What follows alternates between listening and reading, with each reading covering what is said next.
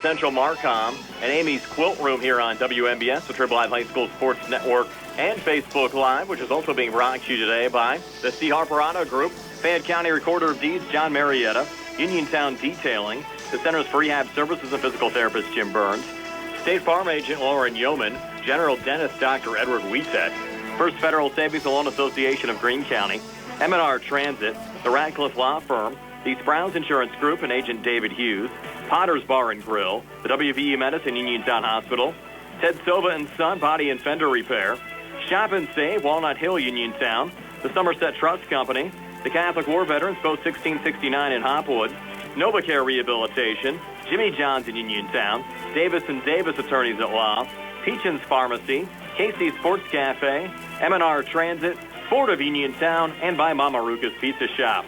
Now stay tuned for high school baseball action here on WMBS, the Triple I High School Sports Network, and Facebook Live. From Bailey Park in Uniontown, it's time for high school baseball action here on WMBS, the South Union Township Sports Network, the Triple I High School Sports Network, and Facebook Live this afternoon. The Uniontown Red Raiders, 9-5 overall, 6-4 in conference play, host the Laurel Highlands Mustangs. The Mustangs 10-5 overall, 7-3 in the section. Our pregame show being brought to you by the Browns Insurance Group and insurance agent David Hughes. They'll get you ready for the game. They're located at 217 West Main Street in Uniontown. Phone 724-437-9812 for the Browns Insurance Group. Our broadcast here on WMBS presented by Penn Residential, Central Marcom, and Amy's Quilt Room. This game also being broadcast on the South Union Township Sports Network in cooperation with South Union Township Supervisors Bob Schiffbauer, Rick Vernon, and Jason Scott, Breezeline Cable, Armstrong Cable, and our friends at CUTV, including Gary Smith and Brian Morozak. Gary Frankhauser alongside Jerry Dupay behind the camera, Nick Barczyk back inside our WVU Medicine Uniontown Hospital studios. And Gary,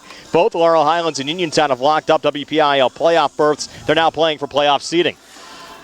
You're absolutely right, Brian, and that is great to see here for all the local fans and both high schools, Laurel Highlands and Uniontown, in the playoffs early. Now, as you said, fighting for playoff positions, but this is going to be an interesting game here this afternoon. Beautiful day. Finally, some great baseball weather here in southwestern Pennsylvania after all the rain that we've had, and both teams are ready to play in some heat. West Mifflin leading the conference. In fact, they've won the conference 9-1 in conference play. They're hosting Ringgold this week. Laurel Highlands currently in second place in 7-3. The Red Raiders in third place at 6-4. And that final playoff spot up for grabs between Elizabeth Forward, Bell Vernon, and Ringgold. Only Greensburg-Salem's been eliminated from playoff contention in the conference. The Mustangs swept the Red Raiders last year, winning by scores of 10-0 at LH. That was Joe Chambers' perfect game, and 6-1 here at Bailey this afternoon. Tate Musco on the mound for Uniontown. Maybe a little bit of a surprise. They're expected to see Christian Thomas, Joe Chambers starting for the Laurel Highlands Mustangs. And we'll talk to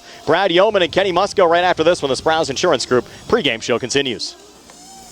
Penn Residential is a human services agency providing around-the-clock services and supports for individuals with intellectual and developmental disabilities. Their residential homes are located in local communities to offer residents quality care while also encouraging autonomy. They're a fast-growing company offering rewarding employment opportunities to direct support professionals interested in making positive impacts in the lives of others. DSP positions start at $16 an hour and will receive a full benefit package after 90 days. For more information about current career opportunities, visit PennResidentialInc.com/career.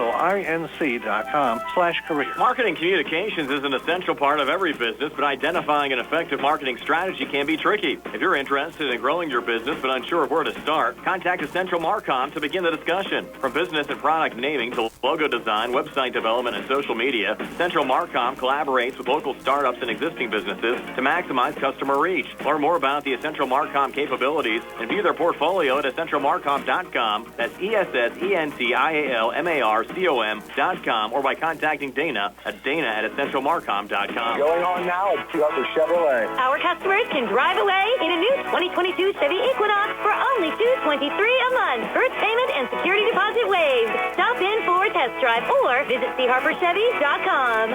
Chevrolet, find new roads. Lease is for GMF for well-qualified individuals at 10,000 miles per year, 24 months with $2,999 cash trade equity and GM Lease loyalty or GM Lease Conquest. Payment is with tax, title, and fees. First payment and security deposit waived. Sale ends May 31st, 2022. While supplies last. Call dealer for all other details at 724-929-8000. General Dentist Dr. Edward L. Wietek Jr. treats children, teens, and adults of all ages. Dr. Witek performs all phases of general dentistry, including crowns and bridges, partials, full dentures, comprehensive orthodontics, root canals, bonded white fillings, dental implants to replace missing teeth and to stabilize loose-fitting dentures, and comprehensive exams and cleanings. Dr. Witek's office is located on the National Pike, 1 mile west of the mall on Route 40. Call him up at 724-439-1616 for Dr. Edward L. Witek, Jr. When your car is damaged, the name to remember is Ted Silva and Son Body and Fender Repair. Currently in their 59th year of providing quality, reliable service to the community, Ted Silva and Son offers complete collision service, minor to major repairs, frame and unibody repair, and glass installation. They will gladly blueprint your vehicle for repair, and they will work with your insurance company. With a paint booth that utilizes the environmentally friendly waterborne paint process, Ted Silva and Son not only cares for our community and our children, they care for our environment. Located on Atlas Road in Hopwood, it is the goal of Ted Silva and Son to alleviate the stress of an accident and assist you in any way possible. Family owned and operated for 59 years. Call 724-437-2351 for Ted Silva and Son Body and Fender Repair, LLC. Proud to sponsor local high school sports. Prime Rozak back here on the Sprouse Insurance Group pregame show. High school baseball, Laurel Highlands at Uniontown this afternoon, being joined by Mustang head coach Brad Yeoman. And Brad, 2 big wins for your Mustangs last week, locking up a WPIAL playoff spot. What a performance on Tuesday from Devin Kravosky, pitching a 5-inning no-hitter for your Laurel Highlands program. Yeah, 2 big wins there. First and foremost, being able to kind of lock up that playoff berth and, ensure that we'll be playing in the postseason tournament was a big deal. We kind of looked at that as we were kind of going into those 2 games. Standings were still kind of tight as we were going into those 2 games. And again, you want to certainly finish as best you can. But 2 huge wins there against, a solid EF team. And, really, really proud of the work that Devin Kravosky, did in that game at home, throwing the no-hitter, 5-inning shutout was just big, especially to see us respond after the way that the first game in that series went, where we had to go to extras and pull it out. So, just real great job all around by the team to get 2 really big wins there. And a lot on the line this week as far as playoff seeding with this 2-game series with Uniontown. Sure, there'll be a lot of excitement and energy around these games, I'm sure. Just the nature of anytime Uniontown and Laurel Highlands meet, in any kind of sports setting, whether it's baseball or hoops or football, always is an attraction in and of itself. Obviously, there's a little bit more meaning still as both of us are posturing for, seating alignment and, where the section standings might land. So, we're all kind of staring up at West Mifflin still, but nonetheless, both of these games mean a lot to both of us. So I expect to see everybody's A games today and tomorrow. That's for sure. And certainly a lot of familiarity between these 2 programs as well. Kenny's coached some of your players in the summer, and of course you've had some of these Uniontown players on your Legion team as well over the last couple of years. Yeah, I'd say these are probably some of the easier scouting reports scenarios. From a coaching staff perspective. Everybody's very familiar with, the players and coaches involved on both sides. I think we all kind of know each other from, playing in season, playing, summertime baseball, and, just being around these kids as much as, all these coaches have on both sides of this. And, that's what it creates a nice, rivalry situation and just creates, just other layers to this in terms of, it's kind of like they say in Steelers-Ravens, right? There's no secret on what they're going to do. Everybody kind of knows each other. It's just a matter of going out and executing, and hopefully good fortune falls our way. Brad, appreciate your time as always. Best of luck this week. We'll see you out there. Thanks, sir. Appreciate always. Thanks for the coverage all season, and appreciate everything you guys do. Looking for the highest quality products at the lowest prices?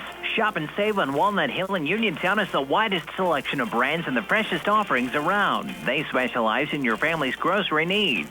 Save big and sign up for the Shop and Save Perks card to get money-saving benefits and discounts on gas. Shop and save. Walnut Hill Road, Uniontown, open 7 a.m. to 10 p.m. every day. Working hard to offer you the best at Shop and Save because it's the just right thing to do. Spring forward to home construction season with First Federal of Greene County. First Federal's construction and improvement loans puts you in charge of your dream home project with all the tools you need. First Federal offers construction loans, owner-builder loans, and home improvement loans.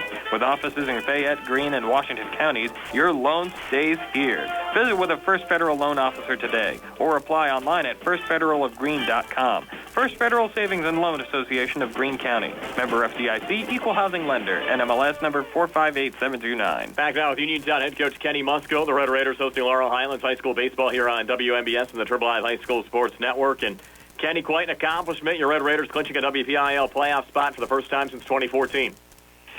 Yeah, a lot of close games in the past, and came down to a make it or break it season. It seems like past since then. And no, that was our goal for the season. We reached that, and we're just trying to prepare for playoffs, and hopefully have 2 games that help us prepare a little bit. Hopefully we can pull 1 or 2 out. Yeah, it certainly would help for playoff seeding as well if you're able to get a couple of wins over Laurel Highlands this week. That's what I was thinking. You kind of look at it and you're just saying, you don't want to be content with just making the playoffs. I think if we do get the wins, it does put us in a good spot. And, it's just going to be a good game, I think. We're excited for them. And a lot of familiarity, obviously, between the 2 programs. Brad's coached some of your kids playing Legion ball. You mentioned to me last week you've coached a couple of the Laurel Highlands kids over the years as well, which really makes for, I think, an exciting series. Absolutely. And you know what? It's just when it comes down to it, man, it's all about the players and the kids, and they're all good kids. And, like I said, I just hope it's a good game and there's a good vibe for everybody. It's an enjoyable thing to watch, I think. Kenny, appreciate your time as always. Best of luck this week against Laurel Highlands, and hopefully you can draw a pretty good playoff seed here later in the week as well. Absolutely. Looking forward to it, and I appreciate you guys again. Thanks, Kenny. Appreciate it. The Catholic War Veterans is a veterans organization located in Fayette County since 1950. They are proud to advertise on WMBS sports programs and to contribute to the Veterans Hospital, local sports teams, and scouting organizations. They'll be having their Veterans Appreciation Breakfast on May 22nd. Police, firefighters, and first responders are also welcome. Additionally, their 12th annual Frank L. Musica golf outing is this year. They have proudly given 37 scholarships to area students since its inception. Catholic War Veterans, Post 1669 in Hopper. I'm attorney Rob Harper, and I'm happy to be joining Bill Martin and Tripp Radcliffe at Radcliffe Law in Uniontown. I grew up in Uniontown and chose to make Fayette County my home. I also represent the county as an assistant district attorney, and I know my way around a courtroom. If you are hurt in an accident, buying or selling a home, need assistance with an estate or will preparation, call me at Radcliffe Law, 724-439-3939. The initial consultation is free. Radcliffe Law, making the law personal. Farm fresh milk, straight off the farm. Jackson Farms. For farm fresh dairy products produced, processed, packaged, and sold right there, stop in Jackson Farms Dairy Store, Route 40 at Briar Hill. Check out Jackson Farms Monterey Jack, Pepper Jack, and Cheddar Cheese Curds, now available, and Cheddar Cheese coming soon. Plus delicious hot deli items to eat in or take out, and the most delectable homemade ice cream you'll ever eat. Best of luck to our area teams from Jackson Farms. Bad hair day? Bad day at the office? Bad day behind the wheel? Hey, stuff happens, even to the best of us. At least your car insurance rate doesn't have to take a hit. Get Erie Rate Lock from Erie Insurance. Gives you a great rate that stays put until you change a car, driver, or your address. Plus, seriously good service. Now that's something to smile about. Your Erie agent in Uniontown and Ross Traver Township is Sproul's Insurance Group, 724-437-9812, or go to SproulsInsurance.com. Erie Rate Lock does not guarantee continued insurance coverage and is not available in all states. Dinner's great. It's one of your top 3 favorite meals. You just don't want to have to make it. Well, with Jimmy John's, you don't have to. Whether you live in a sandwich delivery zone or head into the store, you can always get a freaky fresh sandwich. Click to order at jimmyjohns.com. Freaky fast, freaky good. Order online at jimmyjohns.com or call 724-437-6800 for delivery or curbside pickup. Jimmy John's, next to Walnut Hill. Shop and save. On the go? No time to stop? That's when you'll love Peach & Pharmacy's curbside pickup at Peach & Market in downtown Connellsville. Next time you have a prescription to get, let Peach & Pharmacy make it easy for you. Call ahead at 724-626-9600 or send a message. Let friendly curbside pickup keep you right where you want to be, in the driver's seat. Peach & Pharmacy, your local pharmacy. Laurel Highlands coming to bat here in the top half of the first inning. Here's Gary with our lineup. Thanks, Brian. Leading off for the Mustangs, number 9, Ty Sankovic. He plays shortstop. Batting second, number 2, C.J. Gesk. He will be in right field. Batting third and playing center field, number 17, Carson D'Amico. In the cleanup spot, number 10, Alex McLean. He plays third base. Number 22, Braden O'Brien, will follow him. He's on first base. Joe Chambers on the mound tonight, batting after O'Brien. In that 7th spot, number 3, Frank Kula. He plays second base. Batting in the 8th spot, number 10, Pat Cavanaugh behind home plate.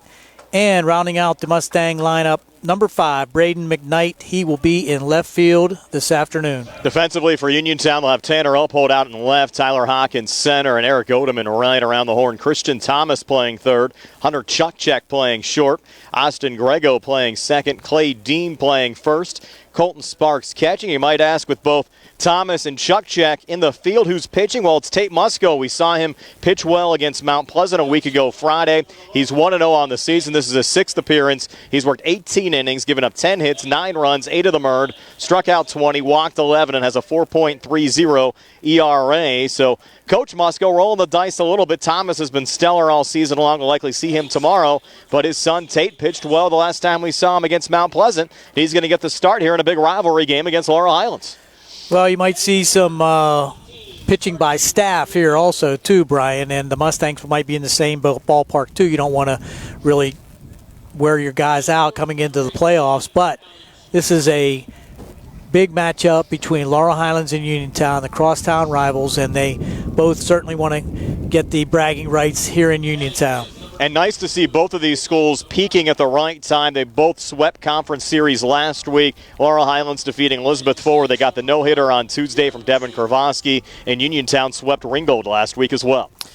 That's exactly right, and momentum is a huge thing in baseball, especially in high school baseball. And with that momentum, both teams will try to continue that with this crosstown rivalry series to end the season and go into those playoffs. So that's going to be very important for the Mustangs and the Red Raiders to keep their bats hot and also allow their pitchers some extra work. Again, our broadcast presented by Penn Residential, Essential Marcom, and Amy's Quilt Room on the South Union Township Sports Network. Brought to you by the Sprouse Insurance Group and Agent David Hughes, United Bank, Davis & Davis Attorneys at Law, South Union Township Supervisors Robert Schiffbauer, Rick Vernon, and Jason Scott, Southwestern Gastrointestinal Specialists, SWGI, in Uniontown, and Zebley Mahalav and White, Uniontown Business and Bankruptcy Attorneys. And Gary, for Uniontown, they clinched a playoff spot for the first time since 2014. Talked to Jim Burns earlier. He said their last playoff win actually all the way back in 1983. Yes, it's been that long. They knocked off Penn Trafford, played the game at Mount Pleasant. Mark Edenfield got the win on the mound for Uniontown. Well, it has been a while, but it's great to see. And Coach Musco deserves a lot of credit for the improvement over the Red Raiders over the last several years. And he's has them peaking here today, and I don't think we're going to see them fall by the wayside anytime soon. They got a lot of young guys that are really good, too. They've had some nice teams over the years. Their 84 team lost to Moon in a playoff game at Charleroi. I mentioned the most recent playoff appearance in 2014. They lost to Blackhawk at Fox Chapel. Prior to that, they hadn't made the playoffs since 2002. Lost in the preliminary round to Baldwin 10-1 that year. Prior to that, they made the playoffs in 2000, lost to Bethel Park, and actually lost to Brownsville in a playoff game in 1998. So they haven't had too many opportunities over the last couple of years. And, you know, these 2 games against Laurel Highlands, big for Uniontown as well to maybe try to get a little bit of a higher playoff seed and get a more winnable first-round playoff game. You always like to see that, and both teams have the same motivation. So it's going to be very interesting, and I think a great game here at Bailey Park. First pitch on the way next year on WMBS, the South Union Township Sports Network, the Trib Live High School Sports Network, and Facebook Live.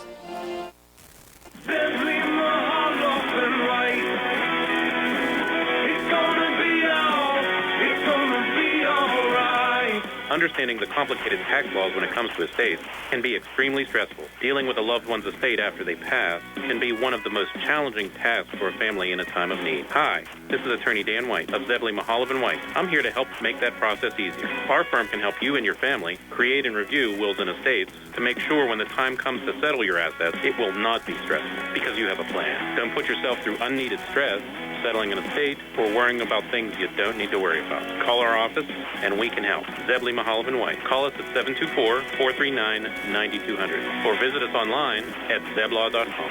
Zebley Mahalavan White, local attorneys helping local people. Let us help you fix your life. Zebley Mahalavan White.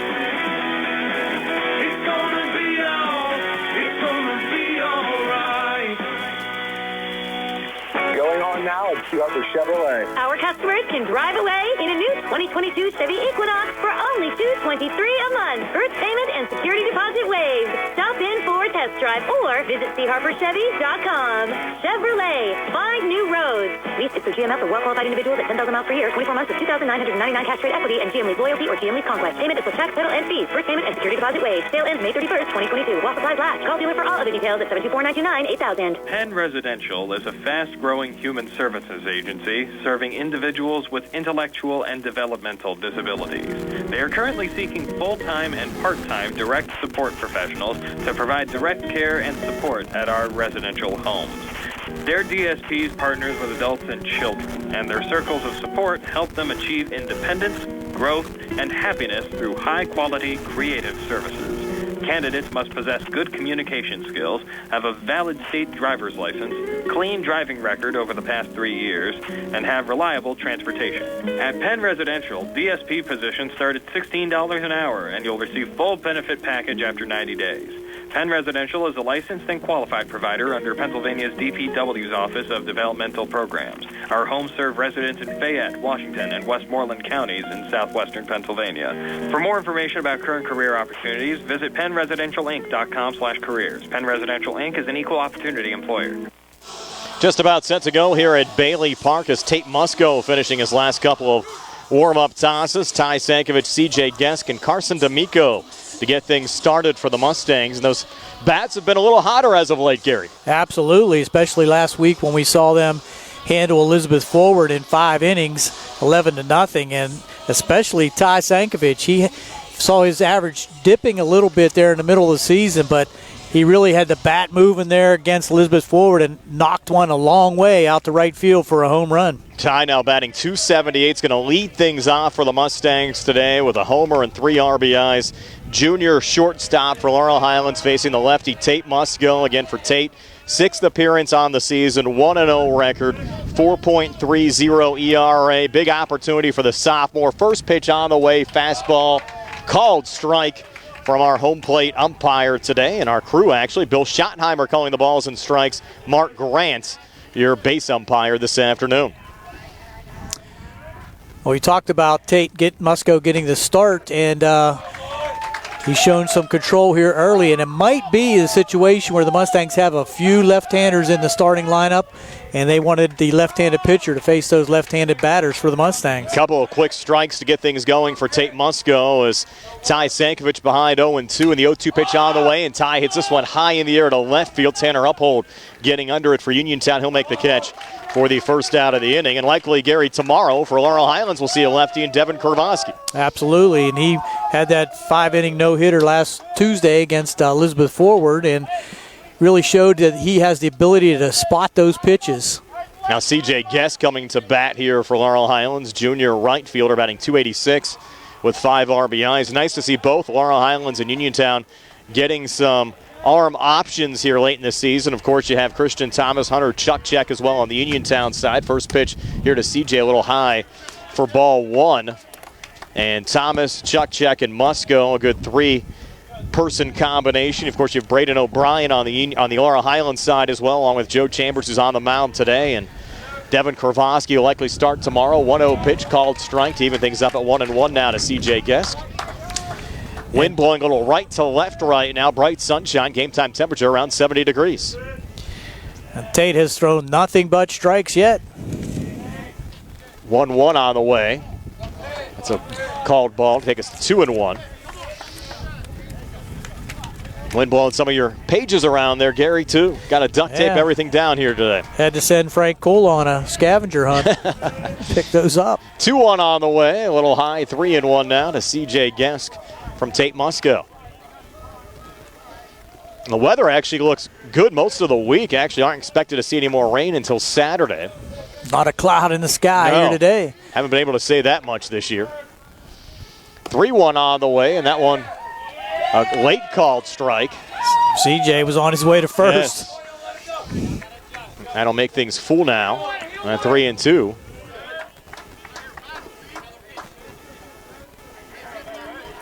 Now the full count pitch from Musco on the way. Swing and a miss, strike 3. So Tate doing a good job.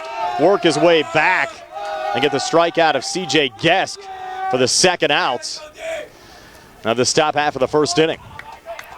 That'll bring up Carson D'Amico, the center fielder for the Mustangs. He's also had a hot bat lately.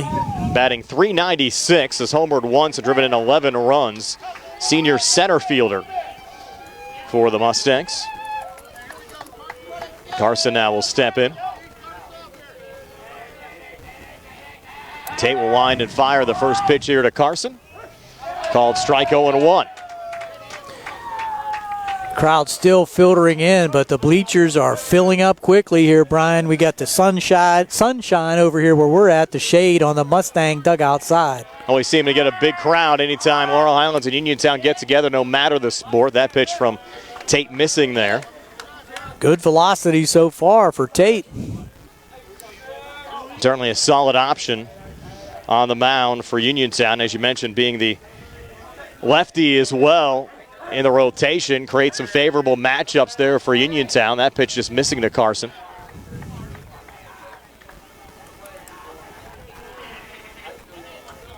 And Tate taking his time here. Retired the first two Mustangs. Ty Sankovic flew out to the left, and C.J. Gesk struck out swinging. Now Tate with a long look in. Next pitch on the way, comes back with a fastball fouled off. Takes us to 1-2. I think they've done a good job cutting the grass down. Beautiful infield. It's all dirt infield, but that loom is really smooth and really should not be looking for any bad hops here. And Joe Walkos and the crew from the city of Uniontown always doing a nice job maintaining the field. 1-2. Fouled off there on the right side, so the count remains 1-2. Again, these two teams will play at Laurel Highlands tomorrow. Uniontown will wrap up the regular season Thursday at Brownsville. Laurel Highlands will have their senior day game, which we'll have for you here on both WMBS and the South Union Township Sports Network Thursday against Albert Gallatin. That'll be a 4 o'clock first pitch. Another 1-2, must go to D'Amico, and Carson, hard hit ball to second.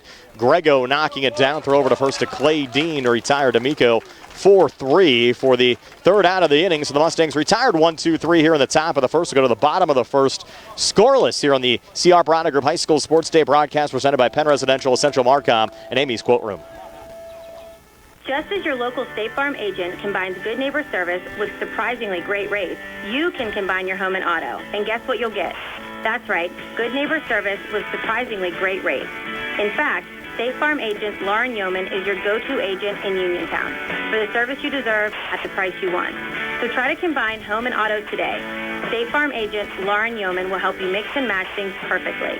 Call 724-592-6308 for your surprisingly great rate. Like a good neighbor, State Farm is there. Amy's Quilt Room is a full-service quilt room located in Uniontown, offering retail goods and an ample sewing classroom, welcoming sewers of all skill levels, from beginners to advanced. If you're enthusiastic about sewing, you may even want to consider joining the Quilty Pleasures Quilt Club at Amy's Quilt Room. You'll stitch fabric in friendship with every project. For more information, visit amysquiltroom.com or stop in to see them at 20 West Penn Street, Uniontown. Amy's Quilt Room, a fresh and modern twist to a timeless tradition. Moving down to the bottom of the first inning, Uniontown coming to bat, game scoreless. Here's Gary with the Red Raider batting lineup. Leading off, number 14, Christian Thomas, the third baseman. Batting second, number 24, Hunter Chukchek, playing shortstop. Batting third, number 26, Tate Musco. He's on the mound for the Red Raiders. Batting fourth, number 69, Colt Sparks. He's the catcher. Batting fifth, number 33, Clay Dean at first base. Batting sixth, number 25, Eric Odom. He's in right field. The designated hitter is number 99, Wyatt Nels. Number 7, Austin Grego's in that 8th spot. He plays second base. And in the ninth spot, number 23, Tanner Uphold in left field. How about that Laurel Highlands defense, Gary? Looking around the outfield, Braden McKnight in left field, Carson D'Amico in center, C.J. Gesk in right field. Around the infield, Alex McLean at third, Ty Sankovic at shortstop, Frank Kula at second base, and Braden O'Brien at first. On the mound, Joe Chambers to his battery mate, Pat Cavanaugh. First pitch from Chambers. Fastball misses low to Christian Thomas. Count 1-0. Thomas, junior third baseman today, batting .235 with 4 RBIs for the Uniontown Red Raiders. 1-0 pitch now from Joe. Hard fastball right down the pipe for a strike to even up the count at 1-1. 7th appearance of the season for Joe. Comes in with a 3-1 record. 1.53 ERA. Has worked 32 innings, given up 26 hits, 8 runs, 7 of them earned. Struck out 38 and walked 12 so far this season. Missed there to take the count to 2-1 now to Christian Thomas. I'm sure the Red Raiders will remember the perfect game last year. Yes, that was at Laurel Highlands. Joe comes back, finds the strike zone, even things up at 2-2 now to Christian Thomas. Mustangs swept the Red Raiders last year, winning by scores of 10-0. That was the perfect game, and 6-1 here at Bailey. Now the 2-2 on the way, fouled off by Christian.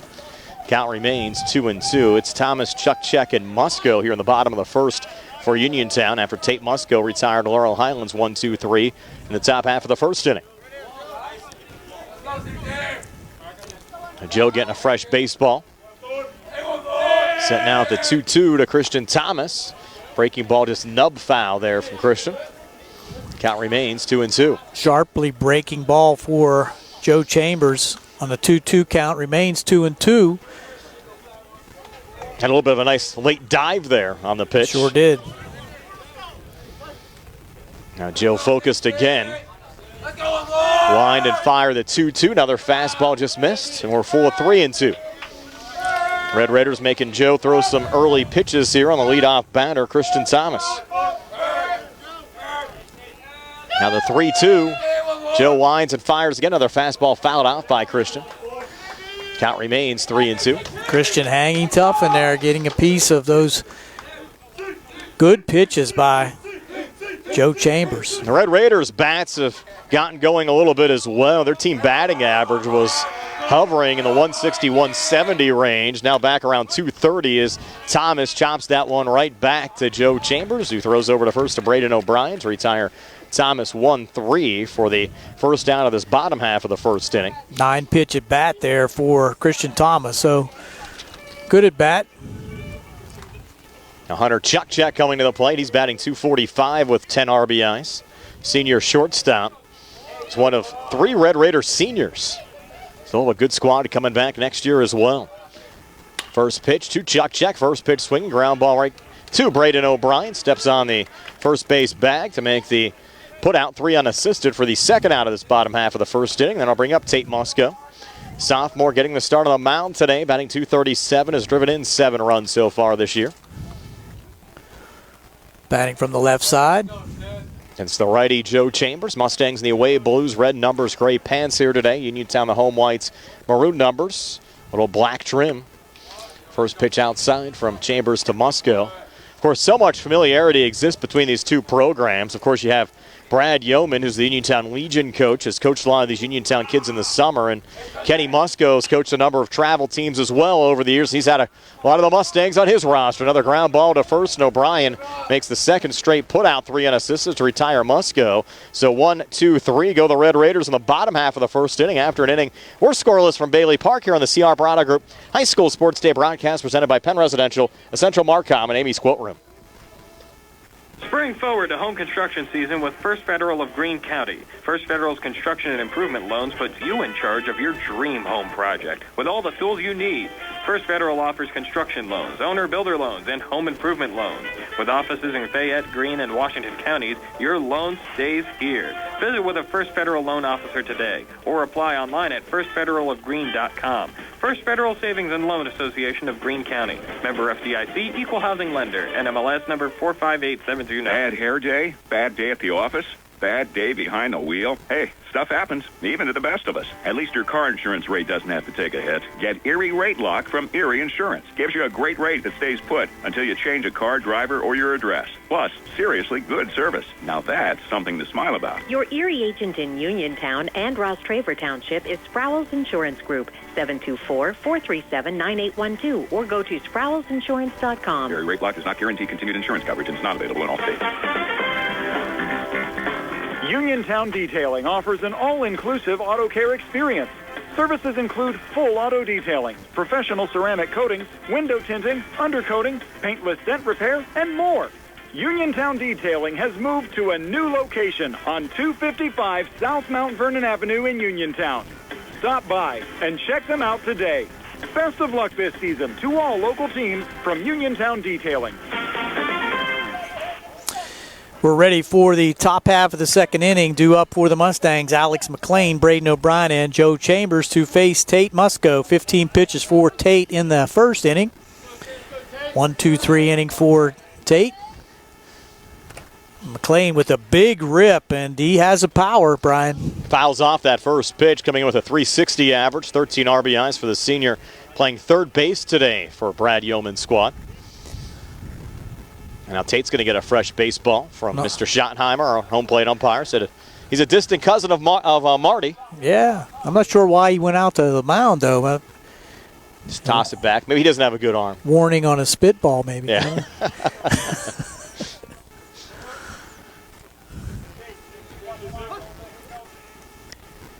Tate taking his time here, yeah. Yeah, sure is. Deliberate. Low and inside. 1-1 the count now to Alex McLean. Have to thank Frank Kula as well, helping us out with our score hub again this afternoon from Bailey Park. Done that all year, done a fine job. 1-1 offering. In the dirt again, 2-1. Going to the breaking ball to Alex McLean, trying to keep him off stride. More position just to the left of the Uniontown dugout. I actually told Frank in between innings, hopefully we don't get him in too much trouble sitting over here on the Uniontown side, where our broadcast location is here at Bailey Park today. There's a long drive to deep right center field, way back off the fence, and that's going to be a double leading off the second inning, for Alex McLean. He gave that a ride to the deepest part of the field, Brian. Yeah, right to right center field. Eric Odom making the relay in for Uniontown. That was a tough play for Odom. Had to get repositioned out there and right as McLean took him all the way back to the wall, and the Mustangs now with the leadoff runner in scoring position with nobody out here in the top of the second inning. Braden O'Brien, the first baseman, coming to the plate, and he's going to get a little advice from Coach Yeoman as Colt Sparks also goes out to the mound to talk to Tate. Both of these teams lost, though, non-conference games end of the week. Last week, Laurel Highlands actually held a nice ceremony. We didn't find out about it till the last moment. We would have liked to have maybe been there for that one, but Laurel Highlands falling this past Thursday against Hempfield. They played that game down at Hutchinson, and they retired longtime head coach Scott DeBerry's number before the start of that game. Uniontown also lost a non-conference game at Beth Center last Thursday as well. Probably saw a lot of alternate pitchers in those contests. Correct. I don't know how much you can look at those results and put any kind of bearing in it as far as playoff seeding or anything. Time called, and O'Brien steps out. Musco steps back. McLean out at second base. Here's the pitch. There's a strike at the knees. I think it's pretty safe to say that Coach DeBerry, during his tenure at Laurel Highlands, really took the program to the next level. They kind of always had issues trying to get over the hurdle in the first round of the playoffs, and certainly had some great runs for the Mustangs, including that appearance in a WPIAL title game back in 2019, and played in a state playoff play-in game last year as well. Ground ball to third. Hold the runner and throw over to first in time for the out at first. So nice play by third baseman Christian Thomas. He looks back McLean at second and makes the strong throw over to Clay Dean for the first out of the inning. Of course, Thomas, a very strong arm over at third. Usually the number one ace in the Red Raiders pitching rotation. I would have to think we'll likely see him get the start tomorrow over at Laurel Highlands. So Joe Chambers will step to the plate now with McLean still out there scoring position. Chambers has his average now up to .333 with 4 RBIs. Ooh, a little below the knees, but getting the call there was Musco. Count 0-1 now to Joe Chambers. Working from the stretch, Tate Musco. Outfield pulled around to the left side for Chambers. Here's a pitch.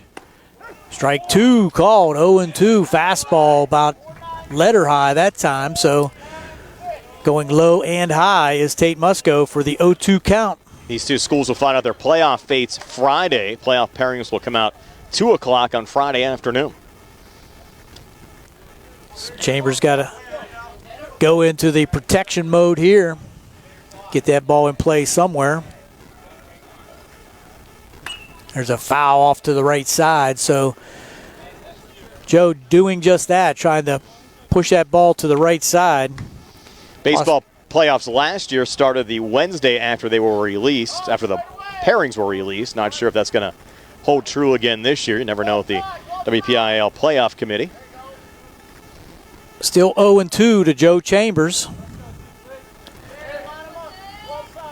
McLean leadoff double here for the Mustangs in the top of the second, trying to push one across. Still no score.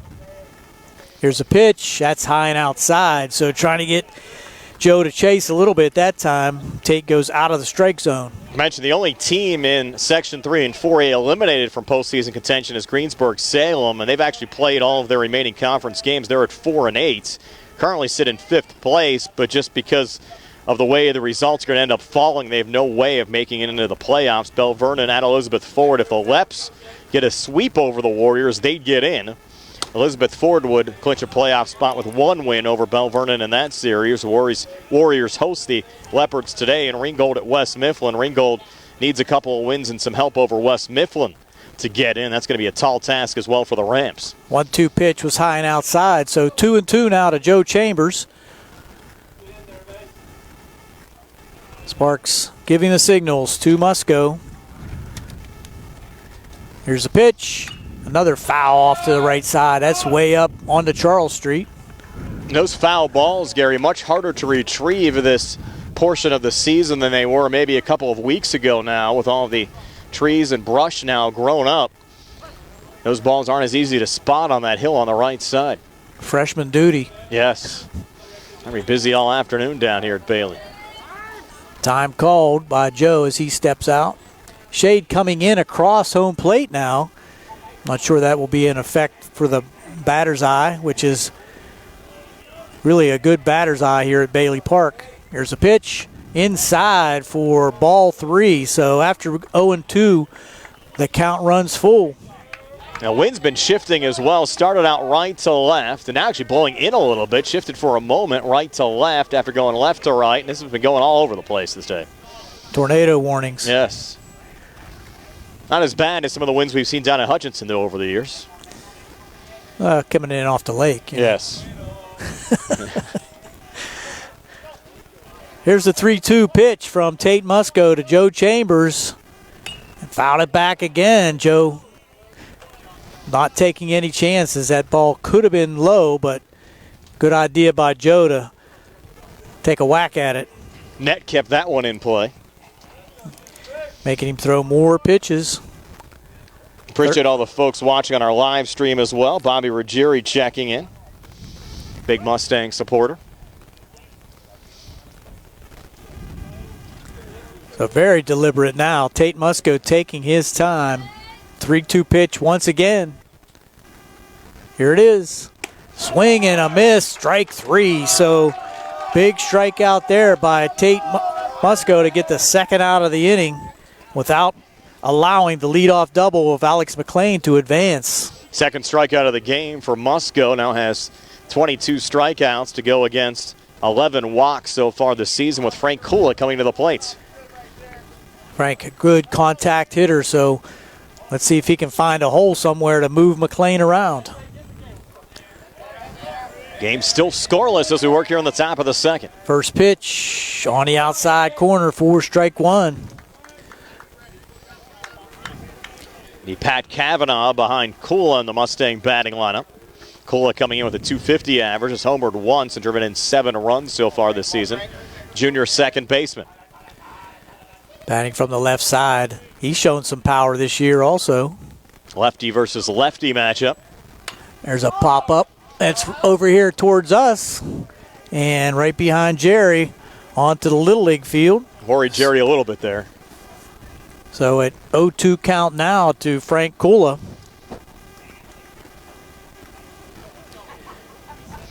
Musco has looked confident, Gary, for a start in a big-time game.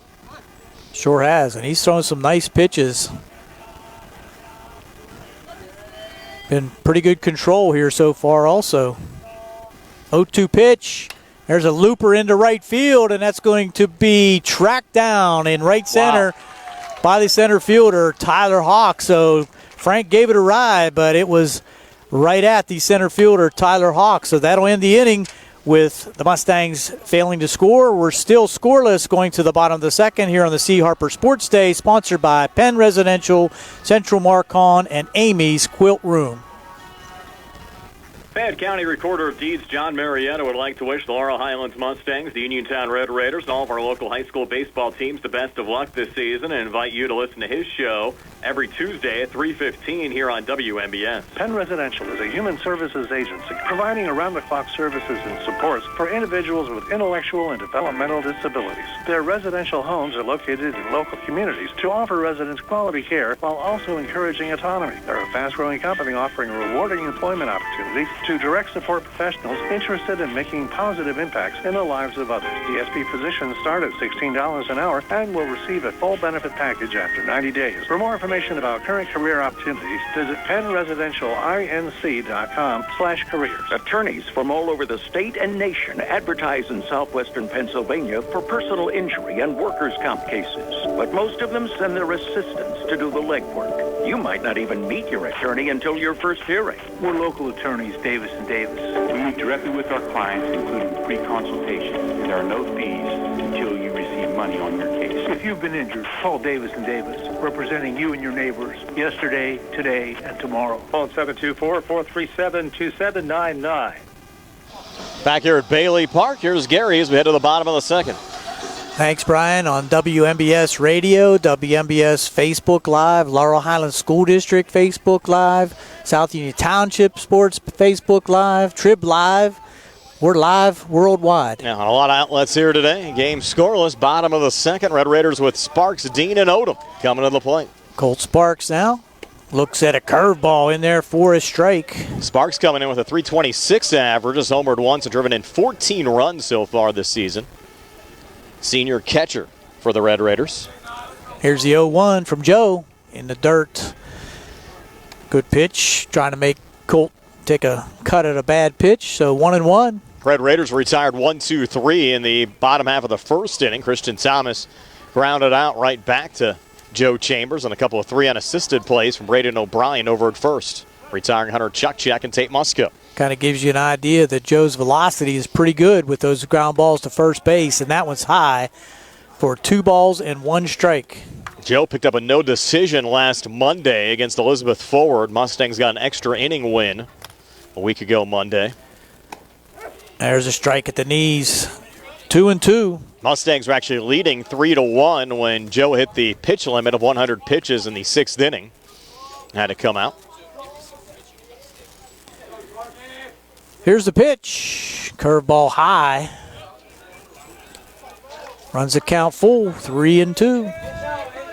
Those new pitching rules went into effect a couple of years ago certainly changed the whole dynamic of the game. What we used to see, Gary, with the pitchers pulled after 100 pitches automatically. Another ground ball to first base, and busy over there at first base for the Mustangs. Braden O'Brien, 3 straight unassisted plays. Yes. You've had 1-3, 3 unassisted, 3 unassisted, 3 unassisted so far. That's going to bring up number 33, Clay Dean. He's the first baseman for Uniontown. Batting .225, 1 homer, 9 RBIs this season for Dean. Looks at ball 1.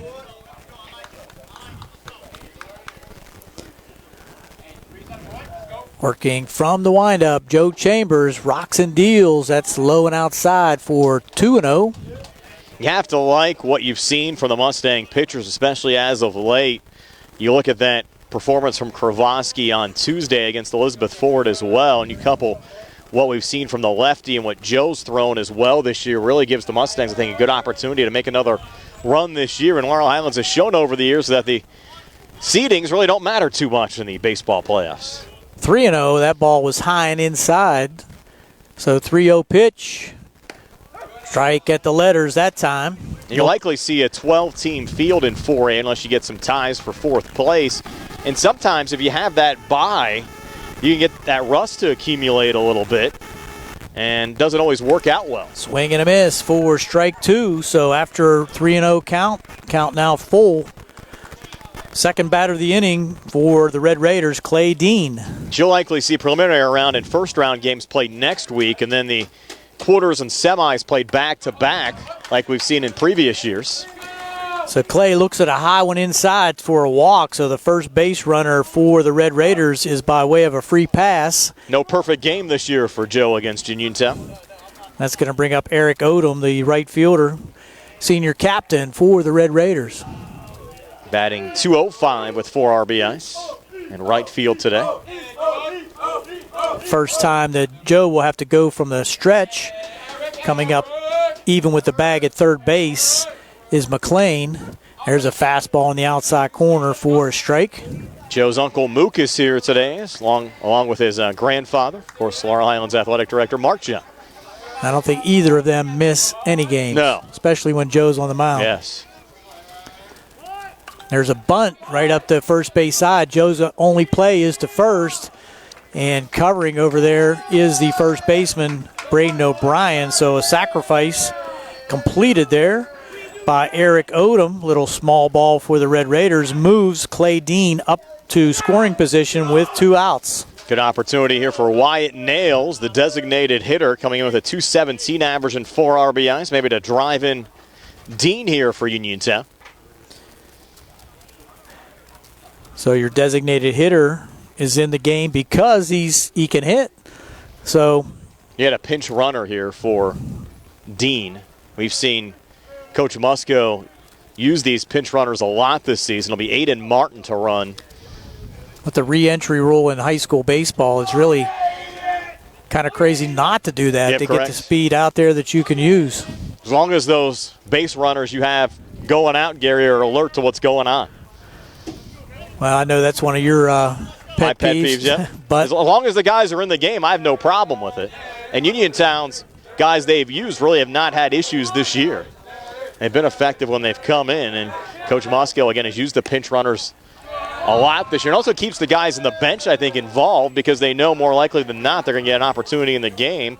If it's not the plate or in the field, maybe to pinch run. First pitch to Nels is just slightly outside for ball 1. Here's the 1-0. There's a high drive to deep right field, going back and making the catch on the run out there in right field. C.J. Gesk for the third out of the inning. So Nels gives it a ride, but all for naught, and we'll go to the top half of the third. Still no score in the C. Harper Sports Day, sponsored by Penn Residential, Central Marcom, and Amy's Quilt Room. UPMC Centers for Rehab Services on Wayland Smith Drive offers cutting-edge physical therapy. Jim Burns and his staff are residents of the community, treating sports injuries, neurological conditions, back pain, sprains and strains, joint replacements, hand injuries, and other conditions. They treat you efficiently and safely by taking all necessary precautions while disinfecting the clinic regularly. All insurance accepted. Experienced therapists. Convenient location and hours. Part of the community. Call the office with a prescription from your doctor or schedule by direct access 724-437-7500. Just as your local State Farm agent combines good neighbor service with surprisingly great rates, you can combine your home and auto. And guess what you'll get? That's right, good neighbor service with surprisingly great rates. In fact, State Farm agent Lauren Yeoman is your go-to agent in Uniontown for the service you deserve at the price you want. So try to combine home and auto today. State Farm agent Lauren Yeoman will help you mix and match things perfectly. Call 724-592-6308 for your surprisingly great rates. Like a good neighbor, State Farm is there. I'm attorney Rob Harper, and I'm happy to be joining Bill Martin and Trip Radcliffe at Radcliffe Law in Uniontown. I grew up in Uniontown and chose to make Fayette County my home. I also represent the county as an assistant district attorney, and I know my way around a courtroom. If you are hurt in an accident, buying or selling a home, need assistance with an estate or will preparation, call me at Radcliffe Law, 724-439-3939. The initial consultation is free. Radcliffe Law, making the law personal. Patrick Kavanaugh, Braden McKnight, and Ty Stankovic due up for Laurel Highlands here in the top half of the third inning. Scoreless so far. Uniontown and Laurel Highlands. Brian Morozak along with Gary Frankhauser. Jerry Dupay behind the camera. Frank Kula helping us out with the score hub. And Nick Barczyk back inside our WVU Medicine Uniontown Hospital studios. The lefty Tate Musco on the hill for Uniontown. Pat Kavanaugh at the plate. First pitch from Tate to Pat. Might have been foul tipped. Nonetheless, the count 0-1. Kavanaugh coming in, 227 average, 7 RBIs for the Mustang junior catcher. I think you're right. Schottenheimer can't throw it out there. Yeah, that's why I think he's walking the ball out. Hand it to the catcher. Yep. That would be a little easier. Maybe he's trying to get his 10,000 steps today. I guess. Trying to walk out there. You never know. He could have a bad shoulder. But still, you're right. Why not just give it to the catcher to make the throw? Guess whatever works for him. Yep. Count 0-1. Must go to Kavanaugh. Pitch on the way, and that one called strike 2. 0-2 now. From Tate to Pats. Getting around the air just before 4 o'clock tomorrow for the Mustangs and the Red Raiders Part 2 from Laurel Highlands High School, at least as far as we've been told so far. The game will be at the high school complex tomorrow. 0-2 pitch popped up in the infield. They might have a play on this one. Coming under it, the catcher Colt Sparks will make the catch for the first out of the inning. Very nice play there by Colt Sparks. And as a young catcher, that's one of the first things they'll teach you. When a high fly ball like that that's going to be caught by you, you have to get kind of behind it because that ball's going to be tailing back towards home plate. And that's exactly what happened there. And Colt was right under it to make the catch. You would know that. You were a catcher back in your day, weren't you, Gary? Absolutely, and that's one of the most difficult things to do is figure out where that thing is spinning and how it's going to be tailing back towards you. Braden McKnight now at the plate, batting for the number 9 position here for the Mustangs. Moscow's first pitch, breaking ball. Braden lets it go, misses outside for ball 1. McKnight has not been afraid to lay down the bunts so far this season, as well as had success doing it with his quick speed. Batting from the left side, a little closer to that first base bag as well. 1-0 pitch now. Musco to McKnight. Takes this pitch for a strike to even up the count at 1-1.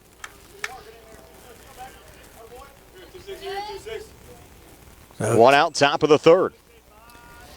Tate looking strong into the third inning here. Just gave up the one hit, the double to Alex McLean to lead off the second inning. 1-1, a little low, takes us to 2-1. Again, our broadcast on the South Union Township Sports Network, brought to you by the Sprouse Insurance Group and Agent David Hughes, United Bank, Davis & Davis Attorneys at Law, South Union Township Supervisors Robert Schiff Bauer, Rick Vernon, and Jason Scott, Southwestern Gastrointestinal Specialists, SWGI in Uniontown, and Zebley Mahal and White, Uniontown Business and Bankruptcy Attorneys. 2-1 now. Musco to Braden McKnight. And the pitch from Tate, breaking ball, called strike 2. Even up the count at 2-2. Our first of 3 games on the air this week. We'll also have Thursday's Laurel Highlands Senior Day game for you as well against Albert Gallatin. Mustang senior class will be honored before the start of that contest. Final week of the high school baseball regular season. That pitch a little high. Tate trying to muscle up on that one, just overthrew it. Takes us full now to 3-2 with one out here in the top of the third. The wind now coming straight in. Looking for the game's first run. 3-2 pitch. This ball hit high in the air, deep in the infield. It'll be the second baseman, Austin Grego, making the catch for the second out of the inning. So 2 up, 2 down. Here in the top of the third will bring the Mustangs back to the top of their order, and Ty Stankovic, who flew out to Tanner Uphold in left field, first time up.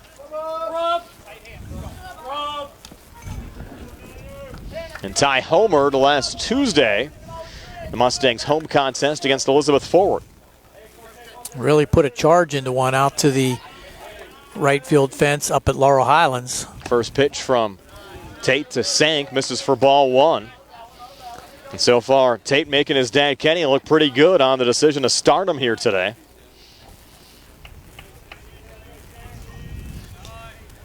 Now the 1-0 on the way to the breaking ball, misses low and outside, takes us to 2-0.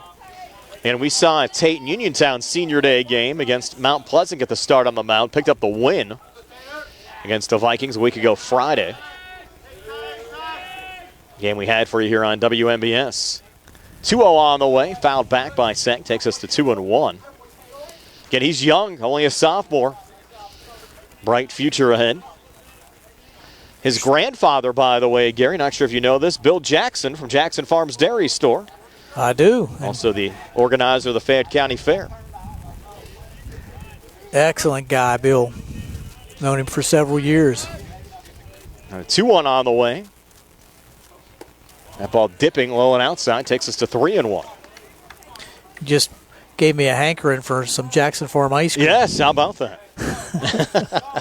On a warm day like today, it would taste pretty good. Maybe you can grab some and take some home to Nina tonight. I'm sure she'd appreciate that as well. 3-1 on the way. Fouled back again by Senk. Takes us 4-3-2. They have a catchy jingle, too. Absolutely. So 3 balls, 2 strikes. 2 outs, top of the third. Must go to Sankovic in a scoreless game.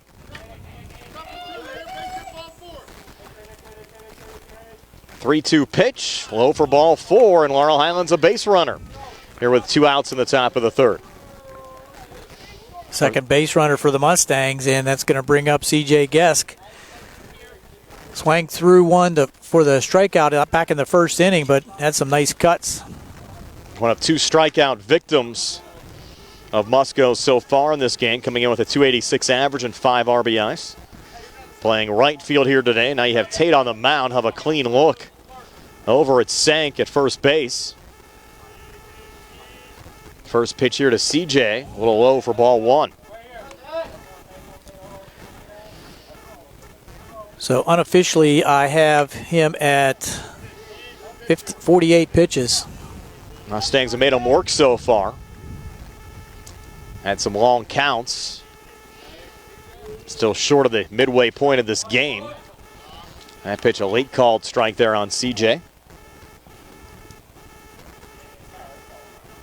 Big hole between first and second out there as the infield for the Red Raiders shifted all the way around to the left side, almost the major league shift that you've been seeing lately. 1-1 pitch hit high in the air right down the right field line, charging over to the line, but unable to make a play there as Eric Odom ends up a foul ball. Takes the count to 1-2. Red Raiders trying to get out of the inning with no damage done. Mustangs trying to score the game's first run, and Sankovic plenty of speed over at first base. And now Gesk will have to protect with 2 strikes on.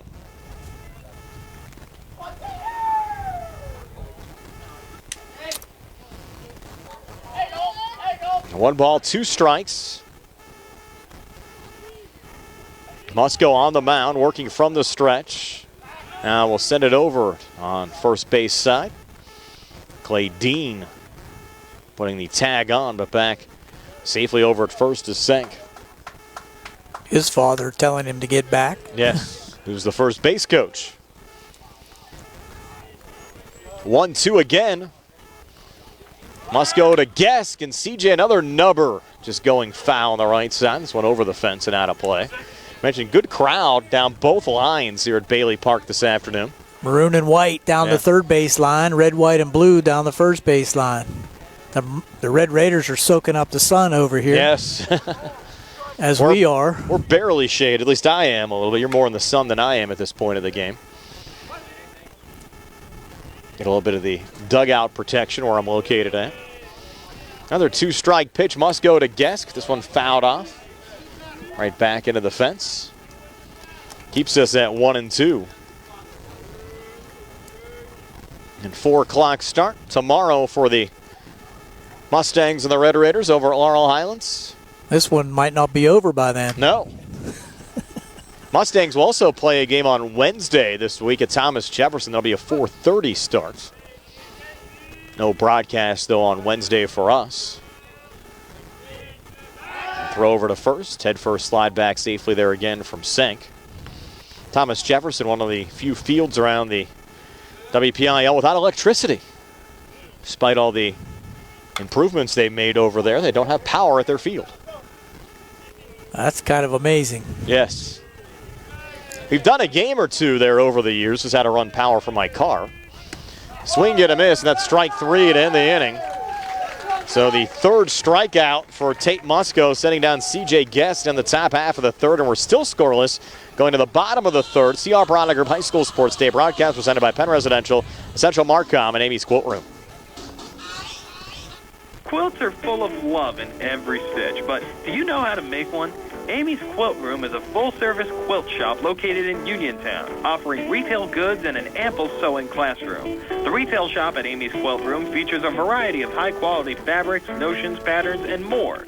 Inspiration will spark the moment you walk through the door. Piece that inspiration into a project in the spacious classroom at Amy's Quilt Room, where sewers of all skill levels, from beginners to advanced, are welcome.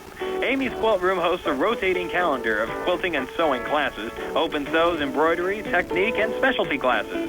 If you're enthusiastic about sewing, you may even want to consider joining the Quilty Pleasures Quilt Club at Amy's Quilt Room. Members of the Quilty Pleasures Quilt Club enjoy discounts on merchandise, member-exclusive events, and much more. At Amy's Quilt Room, you'll stitch fabric and friendship into every project. Join the patchwork family at Amy's Quilt Room. Visit amysquiltroom.com or stop in 20 West Penn Street in Uniontown. Amy's Quilt Room, a fresh and modern twist to a timeless tradition. Good times and good food. It's all at Potter's Bar and Grill on Morgantown Street in Uniontown, family-owned and operated.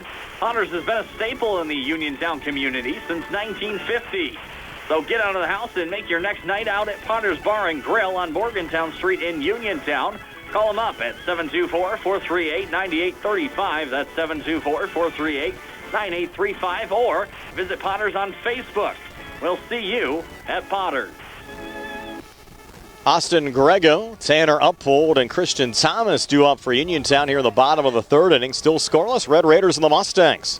Joe Chambers and Tate Musco both pitching well for their respective teams so far this afternoon. And Joe will wind and fire the first pitch here to Austin Grego. Misses low for ball one. Grego coming in with a 118 average and 2 RBIs for the sophomore second baseman.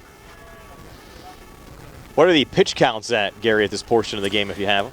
I have Joe at 26 coming into the 25 coming into the inning. There's Grego with a well-hit ball to right center, but jumping and making the grab. C.J. Gesk out in right for the first out of the inning. So Gesk retired Wyatt Nails to end the second and retires Austin Grego to start the third. Puts him at 27 pitches, and finishing the third for Tate Musco, he was up to 53.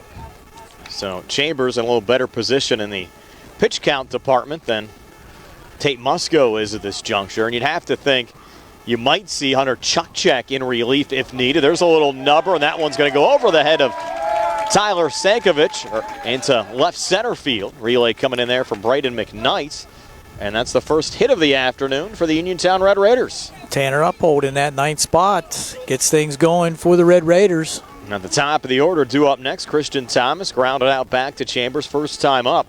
We have one out as we operate here in the bottom of the third inning. Uniontown and Laurel Highlands scoreless. Brian Morozak along with Gary Frankhauser. Frank Kula helping us out with our score hub. Jerry Dupay behind the camera. Nick Barczyk back inside our WVU Medicine Uniontown Hospital studios as Christian Thomas talks to Uniontown head coach Kenny Musco.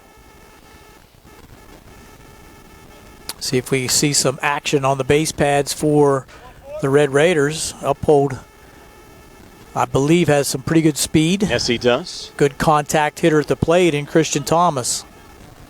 Tanner also a pretty good basketball player as well for Rob Kesmarski's squad. First pitch, Christian Thomas. A little high and inside for ball one. And we'll see how risky the Red Raiders are with Uphold over at first. Throw back there from Chambers trying to get Uphold leaning the other way. Tanner able to get back safely. But runs tough to come by so far this afternoon. Pitch a little inside. Oh, called strike. Called strike, yeah. Late call there for Mr. Schottenheimer behind home plate. Might have bunted through that one. Count even out 1-1. But you had Uphold well off the bag. Over at first after that last pitch. Joe again from the stretch. Now the 1-1 to Christian Thomas, and Thomas hitting this one high down the right field line, charging, diving, and unable to come up with it. C.J. Gesk out there on the right. Foul territory, but great effort by C.J. Gesk trying to make that catch for the second out. But once again, Joe Chambers working in front now of Christian Thomas. Christian had a 9-pitch at bat his first time up, fouled a bunch of pitches off. Count out 1-2.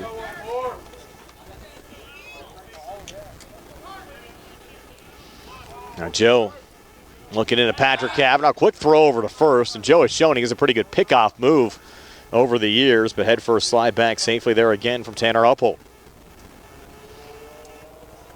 Joe without a strikeout so far this afternoon. Trying to make Thomas his first victim. And Joe another look over the shoulder. 1-2, high and inside. Takes us to 2-2. Went to the breaking ball, just slipped out of his hand a little bit. That just came inside high. Now 2-2. Chambers to Thomas. Another throw over to first. Had him leaning. Yeah, a little closer that time. He was definitely going on that pitch. He was already taking a little lean towards second base. And Coach Mosco's shown he's an aggressive coach over the years. And he'll send Uphold this time. Pitch fastball high and inside. Throw down to second. Close play and safe at second, just under the tag. At least according to base umpire Mark Grants, as Tanner Uphold stolen base. I'd like to see that one on instant replay, but the throw was a little bit high, but it was there in plenty of time, and Sankovic got that tag down quickly, but safe is the call. Bang, bang play, and now Uphold in scoring position, and Coach Yeoman out to talk to home plate umpire Bill Schottenheimer about that one. I don't think that's anything that you could even appeal from home plate, but man, great throw there by Cavanaugh. Strong throw, was there in plenty of time, but stolen base. Yeah, they had it read well because Chambers threw a fastball about as hard as he could there, anticipating Uphold to run, and now they count at 2-2. Joe looks back at second. Pitch on the way, another fastball swing and a miss, and that is strike three. Down goes Christian Thomas. First strikeout of the game for Joe Chambers, and now 2 outs here in the bottom half of the third inning. But this game's still scoreless. Brings up Hunter Chukchek. He was one of the 3 in a row that grounded out to first base, so Mustangs need to shift around the outfield, I think, a little bit to right field. First pitch to Chukchek in there for a strike, 0-1. Hunter coming in with a .245 average. Has driven in 10 runs, one of 3 Red Raiders seniors on this team. Playing shortstop to start the afternoon for the Red Raiders. 0-1 now. Thomas to Chukchek, low in the dirt. Good block there from Patrick Cavanaugh. A single from Chukchek could score. Tanner Uphold has the lone Uniontown hit so far this afternoon. Chambers, another glance back at second. Now step off the mound. For the count at 1-1. Gather himself a little bit. Good idea. Take a deep breath. Work on this batter. 1-1 on the way. Breaking ball just missed. Takes us to 2-1.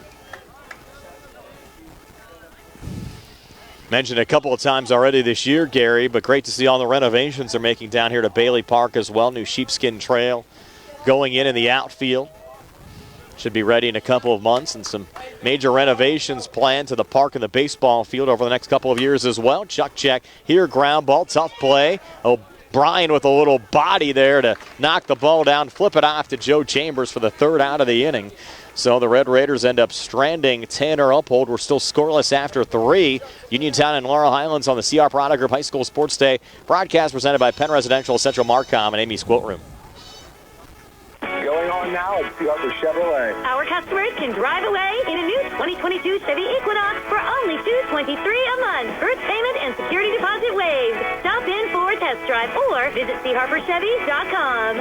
Chevrolet, find new roads. Lease is for GMF for well-qualified individuals at 10,000 miles per year, 24 months with $2,999 cash trade equity and GM Lease Loyalty or GM Lease Conquest. Payment is with tax, title, and fees. First payment and security deposit waived. Sale ends May 31st, 2022. While supplies last. Call dealer for all other details at 724-929-8000. Did you know that you have a choice for your physical therapy provider? NovaCare Rehabilitation offers same-day appointments, and oftentimes you don't need a prescription from your doctor to see us. We will make sure that you are treated as an individual and will work directly one-on-one with you to help achieve your goals. You have tried the rest. Now try the best. NovaCare, Delaware Avenue in Uniontown. Phone 724-437-0556 to schedule your appointment today. Marketing communications is an essential part of every business, but identifying an effective marketing strategy can be tricky. If you're interested in growing your business but unsure of where to start, contact Essential Marcom to begin the discussion. From business and product naming to logo design, website development, and social media, Essential Marcom collaborates with local startups and existing businesses to maximize customer reach. Learn more about the Essential Marcom capabilities and view their portfolio at essentialmarcom.com. That's ESSENTIALMARCOM.com, or by contacting Dana at essentialmarcom.com. Welcome back to Bailey Park. Tate Musco finishing up his warm-ups here for the top half of the fourth inning. Both teams stranding a runner at second base. Both teams with just one hit. Going here to the top of the fourth inning, Carson D'Amico, Alex McLean, and Braden O'Brien due up for the Mustangs. Tate Musco unofficially at 53 pitches through 3 innings. D'Amico trying to get things started. He grounded to second his first time up, hit it sharply, looks at ball 1.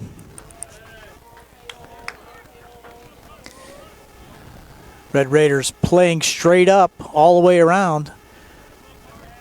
For Carson D'Amico, the center fielder for the Mustangs, there's ball 2, low and inside. Need base runners if you're either team. Try to move some players around with minimal outs. 2-0 pitch. Strike on the inside corner. Does Carson D'Amico try to step out of the way of that, but Musco gets the call on the inside corner. Good to see Uniontown head basketball coach Rob Kesmarski here today as well, along with assistant athletic director Harry Kaufman. Jeremy Brain also in the house. 2-1 pitch, high and outside, 3-1 now. A lot of folks coming out for this one, Gary, this afternoon. D'Amico needs to look for something in the zone here or get on any way he can. He could be selective at 3-1. And coming in with an average close to 400 at 396, certainly has been productive throughout the course of the season. Oh, got another call on the outside corner as D'Amico was on his way to first again. So, count run full. A late call there.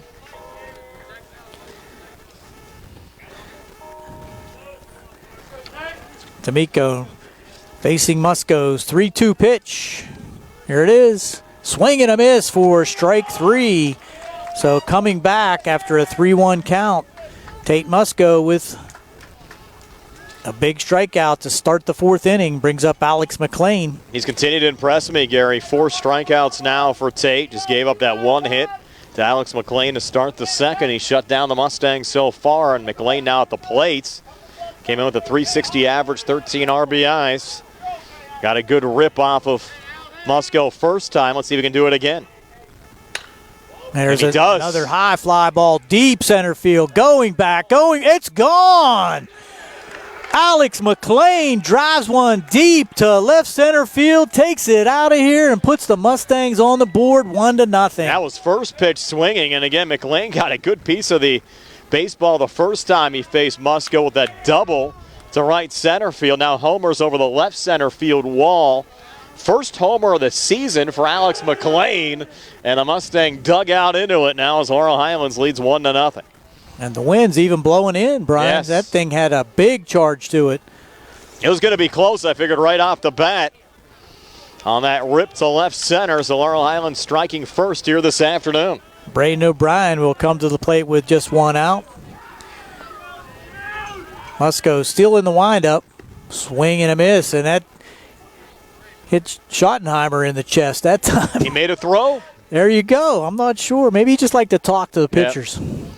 In this one of 3 Section 3 4A games, Bell Vernon at Elizabeth Forward. Leps need a sweep over the Warriors to make the playoffs, and Ringgold at West Mifflin this afternoon. So 0-1 to Braden O'Brien with the Mustangs getting on the board here in the top of the fourth by way of a home run. That's high and outside. A couple other local games. Charleroi at Yacht, Carmichael's at Beth Center. Some conferences have actually wrapped up play already with no scheduled conference games this week. Again, the playoff pairings come out on Friday. 1-1 pitch, and it's fouled off the screen behind home plate for a 1-ball, 2-strike count. Among the non-conference games today, Greensburg-Salem at Connellsville, Mapletown at Bentworth, Monessen at Fraser, Norwin at North Allegheny, Thomas Jefferson at Keystone Oaks. Musco looking for the second out of the inning. O'Brien trying to keep things moving for the Mustangs, and time called as O'Brien didn't like the deliberate effect of Tate Musco on the mound. Here's the pitch. There's a ground ball to third, little ground ball. Up with it, and strong throw over. Come off the bag, though, and that's going to be a safe call at first base. So Christian Thomas just pulls Dean off first base, and we're going to have to call that E5. The Mustangs get another base runner, trying to build on that solo home run from Alex McLean here in the top of the fourth. Now Brad Yeoman calling time. I have a little chat here with Joe Chambers, who struck out swinging first time up. Going to have a pinch runner or a courtesy runner, whatever you want to call it. Well, here would be a pinch runner for O'Brien, who's playing first base. But again, the re-entry rule allows him to come back in. Correct. So let's see who they send out. But whoever you bring in to run, though, in this situation would not be eligible to come back into the game. Looks like Carney, number 8. Correct. Dan Carney coming on a run. And now Kenny Musco out as well, talking to his son Tate, and also catcher Colton Sparks. Among the playoff qualifiers out of Section 1, that section's finished up play. North Catholic, Highlands, Indiana, and Knockall in. Montour likely to be the number 1 seed. They're 12-0 out of Section 2 and 4A, 15-2 overall. Beavers in, but the other couple of playoff spots still up for grabs. You have Quaker Valley at 4-6, Blackhawk 3-6, Central Valley 3-6, Ambridge 3-7, Newcastle 2-8, all still mathematically alive. And of course, out of Section 3, West Mifflin, Laurel Highlands, and Uniontown all in. And then that fourth spot up for grabs between Elizabeth Forward, Bell Vernon, and Ringgold. So Joe Chambers will step in to face Tate Musco as Carney is on to pinch run for O'Brien, who is on by way of the error. Musco clean look now over at Carney over at first. And Joe squares around a bunt and fouls it off. Fouls it back. In our coverage area, Connellsville and California have also locked up WPIAL playoff spots. Congratulations to them. The Fraser girls softball team, by the way, they're ranked number 1 in the WPIAL, one of the top teams in the state. Congratulations to them. They always produce a good program up there in Perryopolis on the softball side. 0-1 pitch, squaring again and bunted back to the pitcher. Must go on to second, and nice play to get the lead runner. Just bunted a little too hard by Joe and got back to the pitcher, and Tate turned quickly, makes the throw to second base for the force out there. So that'll leave Chambers on at first, and we're going to have a courtesy runner for him. It's actually a courtesy runner, not a pinch runner, since it is the pitcher, and that'll be 15, Caleb Yanowski on the run. So Yanowski would be able to re-enter. Nice play there by Tate Musco. Had to make a long throw. That ball was bunted back to him in the shade area, just in fair territory down the first base line. That's another heady play from the sophomore pitcher for Uniontown. Brings up Frank Cola, hit a hard hit ball to center field, looks at strike 1. He's due for a hit, Gary. He's been snake bit, hit the ball hard several times against Elizabeth Forward last week, nothing to show for it. Another hard hit ball here this afternoon. That's ball inside, so 1-1 now to Frank Kula with 2 outs here in the inning, but the Mustangs on the board courtesy of the Alex McLean long home run to left center. We saw Kula homer earlier on this year down at Hutchinson against Ringgold. 1-1 pitch. He bunts it down to third base line, and that's going to go foul. Good job there by Christian Thomas to let that go foul, but also a great idea by Frank Kula as Thomas was playing deep. Yeah, that one goes a little farther right there, Gary. I think Kula's on, and you also have the courtesy runner Yanowski safe over at second as well. So now with a 1-ball, 2-strike count. Frank's going to have to swing away here. 2 outs in the inning. Here's the pitch. High and inside. 2-2. And Mustangs leading 1-0 on the solo home run from Alex McLean. Came with 1 out here in the top of the 4th.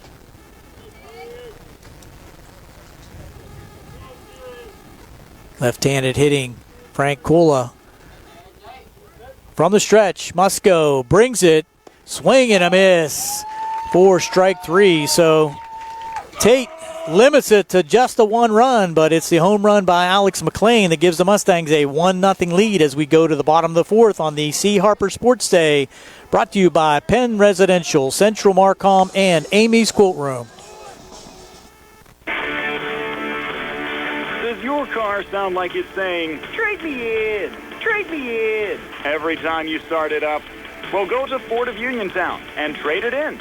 That's right, your Uniontown Ford dealer is ready to assist you with a new or pre-owned car, truck, or SUV purchase.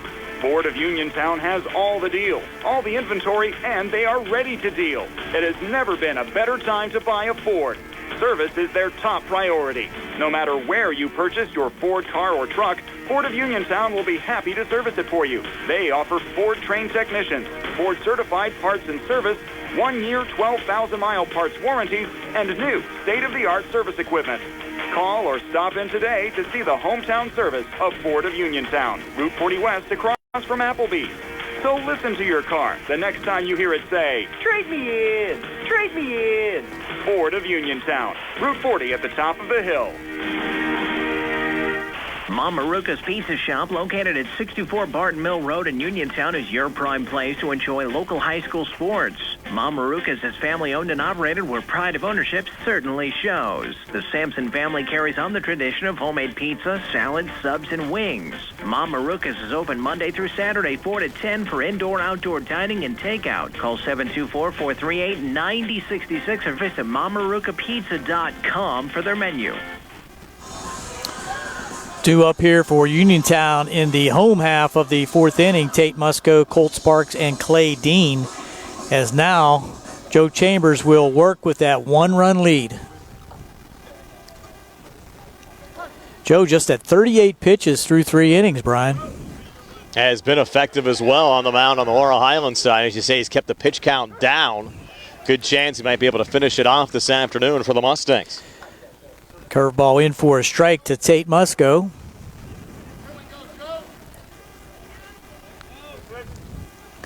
Here's the 0-1.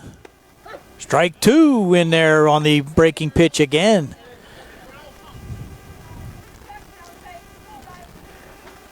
Oh-2 now to Tate Musco. Mustangs playing straight away for Tate. Swing and a miss at another breaking pitch for strike 3, and he's tagged out as the ball hit the dirt. He caught it, but it did hit the dirt, so we'll have to allow for the tag out, but it's a swinging strikeout. Now back-to-back 3 pitches. Yeah, back-to-back strikeouts now for Joe, who went the first 2 2/3 innings without one so far. Well, actually, Chuck Check grounded to first, the last batter. Oh, yeah, my bad. I'm sorry. Yeah, Thomas was retired. 2 strikeouts anyway for Joe Chambers. I don't know what I'm looking at there. And that'll bring up Colt Sparks. He grounded to first, his first time up in the 2nd inning. Coach Musco made an appeal there. I'm not sure what the appeal would be. He caught the ball. Well, maybe he was thinking the ball hit the dirt. Well, maybe he was thinking it was a foul tip. Yeah. And if it hit the dirt, then he wouldn't be out. But they're saying no foul tip.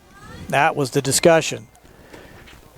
Joe going to the breaking pitches heavily here. Misses that time. Ball 1 to Colt Sparks. Sparks batting in that cleanup position. Here's the 1-0, and foul back. Came with the heat that time. We need a radar gun, Brian. Yeah. We had one for a while. Soup had one a couple years back. I think it broke. 1-1. Another curveball, swing and a miss for strike 2. So Joe mixing things up here in the bottom half of the 4th inning with the breaking pitch dominating. And Sparks came in, Uniontown's leading hitter, batting .326. 1-2 pitch. Curveball again for strike 3. So 2 straight strikeouts for Joe Chambers on 7 pitches. Bell Vernon now up 4-2, third inning over Elizabeth Forward. Again, the Leps need a sweep over the Warriors to make the playoffs. Thank our buddy Jared Bozak for checking in with that score. Clay Dean will come up now with the opportunity for the Red Raiders here in the bottom of the 4th. 2 outs, Mustangs on top, 1-0. Joe looks like he's getting stronger, if that's possible at this juncture of the game. Shade now completely over home plate. First pitch right down the middle to Clay Dean. Dean came in, 225 average, homer and 9 RBIs. As Gary said, walked first time up.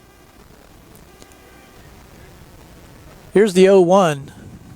There's a line drive over the second baseman, Frank Kula, for a single out to right field. So Clay Dean, a little 2-out lightning for the Red Raiders. Just a second hit of the afternoon for Uniontown. Tanner Uphold had that single to left center field with 1 out in the bottom of the 3rd inning.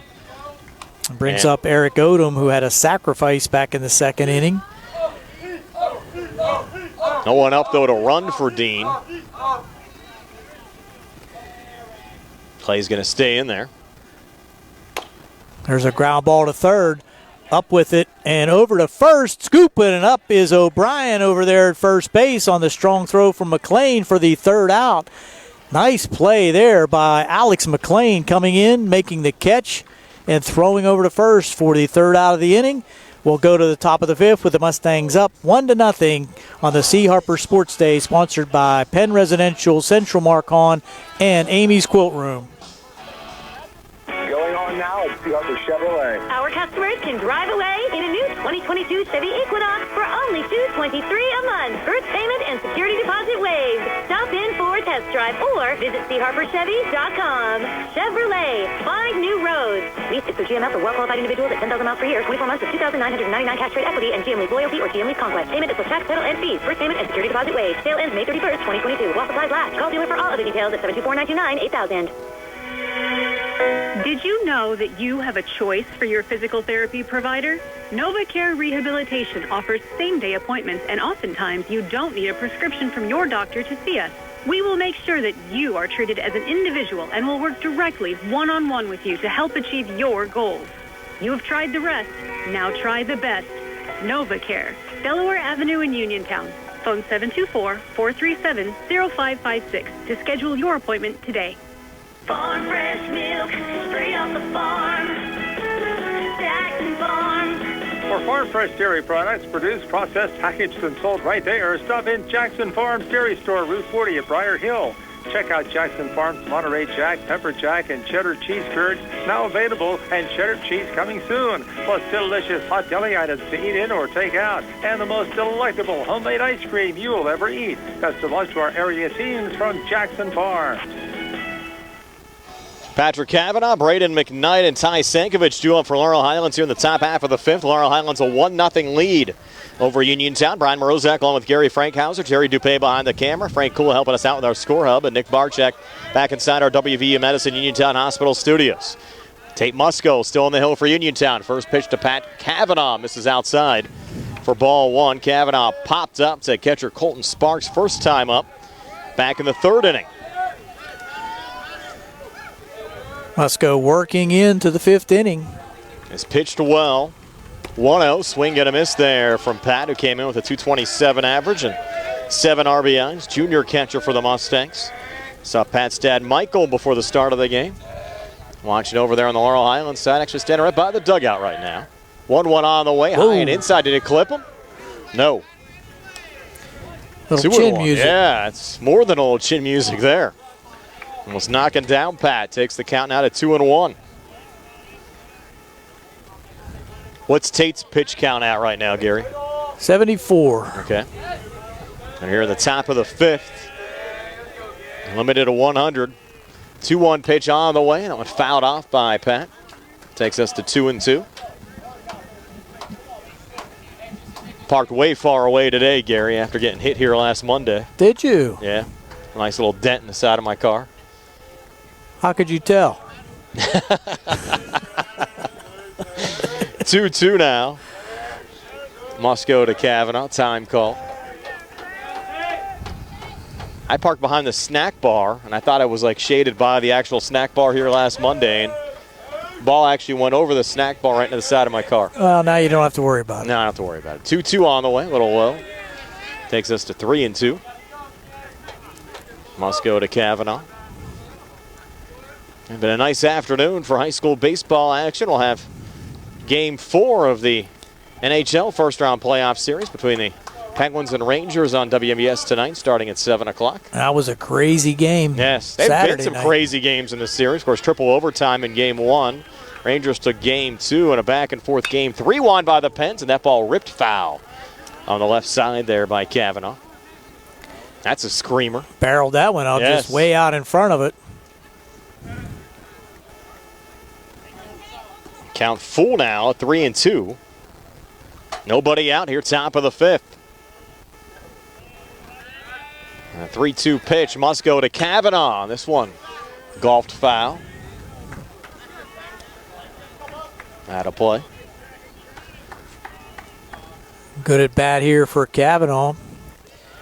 Staying alive. Making Musco throw a lot of pitches. Tate shaking off one. Another 3-2 on the way to Kavanaugh. And Kavanaugh just again staying alive. Piece. Yep. Little nubber. That was in the dirt ball he just got a piece of. And I would think, Gary, if you got to a point in this game where Musco reached 100 pitches and Uniontown might be in striking distance or maybe even in the lead, would you make the move for Christian Thomas just to try to solidify things maybe if you're leading? I definitely would think so. You definitely want to play each game one at a time and win the game you're in. 3-2 again fouled off by Kavanaugh. It's been a long at-bat. Must go to Kavanaugh. Again, we're here in the top of the 5th. Laurel Highlands leading 1-0.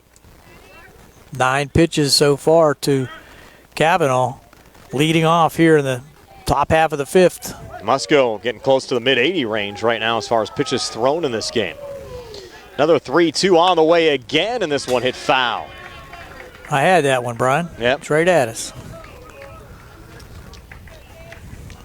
Give Patrick a lot of credit staying alive. Tate Musco so far. 4 strikeouts for Uniontown. Has not issued a walk either. Actually, yes, 1 walk to Sankovic in the 3rd. Another 3-2 pitch here to Kavanaugh. Musco winds and fires, and that's ball 4. Great at bat there by Patrick Kavanaugh. 11 pitches, draws the walk. You get a courtesy runner likely here for the catcher. It will be 16 coming out there again. Tristan McCoy running this time for Kavanaugh. What's the updated pitch count now, Gary? 82. 82 for Musco. And now Braden McKnight, who flew out to second baseman Austin Grego first time up, comes to the plate. McKnight coming into the game with a .214 average, and again has been successful laying down bunts for hits this year. He's having a long talk with Brad Yeoman as Kenny Musco talks to his son Tate. I think they're going to take him out. Yep.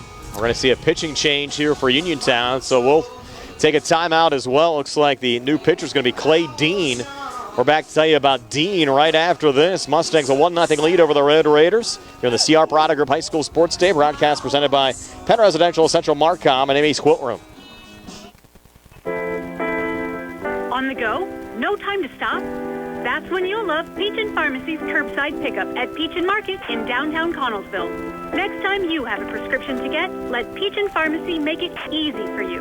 Call ahead at 724-626-9600 or send a message. Let friendly curbside pickup keep you right where you want to be, in the driver's seat. Peach & Pharmacy, your local pharmacy. Penn Residential is a human services agency providing around-the-clock services and supports for individuals with intellectual and developmental disabilities. Their residential homes are located in local communities to offer residents quality care while also encouraging autonomy. They're a fast-growing company offering rewarding employment opportunities to direct support professionals interested in making positive impacts in the lives of others. ESP positions start at $16 an hour and will receive a full benefit package after 90 days. For more information about current career opportunities, visit PennResidentialInc.com/career. Going on now at Sea Harbor Chevy East. Our customers can drive away in a new 2022 Chevy Equinox for only $223 a month. First payment and security deposit waived. Stop in for a test drive or visit SeaHarborChevyEast.com. Chevrolet, find new roads. Lease through GMF for well-qualified individuals at 10,000 miles per year, 24 months with 2,999 cash rate equity and GM Lease Loyalty or GM Lease Conquest. Payment is plus tax, title, and fees. First payment and security deposit waived. Sale ends May 31st, 2022. While supplies last. Call dealer for all other details at 724-668-2231. Clay Dean is the new Uniontown pitcher. Looks like a straight switch. Tate Musco now playing first base for Dean. His 7th appearance of the season. Has not factored in any decisions. Does have 1 save. Has worked 11 2/3 innings, given up 8 hits, 6 runs, 5 of them earned, struck out 11, walked 9, and a flat 3 ERA so far this season for Dean. And the last warm-up pitch from Dean hit Sparks awkwardly, and now they're going to have to attend to him. I think he's going to shake it off, though. He told the trainer, just get away. Yep. I'm all right. Malka coming out to check on Clay. Been a trainer here at Uniontown last probably 4 or 5 years now. Tools of ignorance are appropriately named. Yes. So now Braden McKnight will step in facing Clay Dean. So the Mustangs, we're seeing a lot of the lefty Musco, now a totally different look. The righty Clay Dean. Up tight at third is Christian Thomas looking for the potential bunt here from McKnight. And nobody out as we work here in the top half of the 5th inning. Mustangs a 1-0 lead. Dean's first pitch and showing bunt. That one fouled off. That caught Sparks again. Yes. Sparks can't catch a break right now. Seeing a lot of action. Giving him time. Good fastball there by Dean. Brought the heat early. Count 0-1. Behind McKnight, the top of the order for the Mustangs. Big lead over there at first by the courtesy runner. Dean, another glance over at first. 0-1 pitch to Braden McKnight. Pitch missed, throw back down to first. Head first slide back safely there from McCoy, the courtesy runner. The count 1-1. Brad Yeoman confirming that as well. So Sparks shaking off those errant throws, makes a strong throw down to first. Thought it might have been a good opportunity to run for the Mustangs, but Dean, another throw over to first, just making sure McCoy's back to the bag. With nobody out here in this top of the 5th inning. Good opportunity for the Mustangs to get a little insurance and increase the lead. Nice lead over there by McCoy. Dean, another 1-1 pitch. Fastball, this one bunted foul. Takes us to 1-2. Now McKnight will have to swing away. Mustangs will start their 3rd trek through the order after Braden McKnight. And D now 1-2. 2 McKnights. And a healthy leadoff first for McCoy. Dean looks in that direction over the shoulder. Refocuses from the stretch. 1-2 pitch on the way. Fastball misses low. And we're even at 2-2.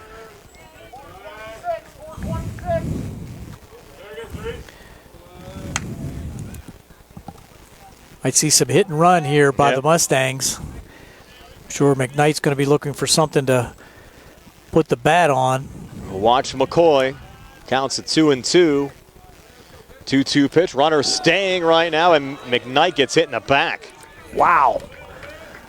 That's a different kind of hit and run. Yes. That went right in the middle of the number 5 in his back. Might have a red welt for a couple days. So it's a hard way to get the sacrifice. Yes, it is. But they'll take also gets himself on base. Yep.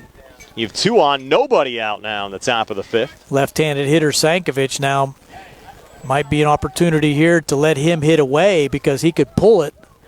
But I think Coach Yeoman also inclined to use the bunt. He homered on Tuesday. Has started to heat up now at the plate, batting .278 with a homer and 3 RBIs. Walked last time up.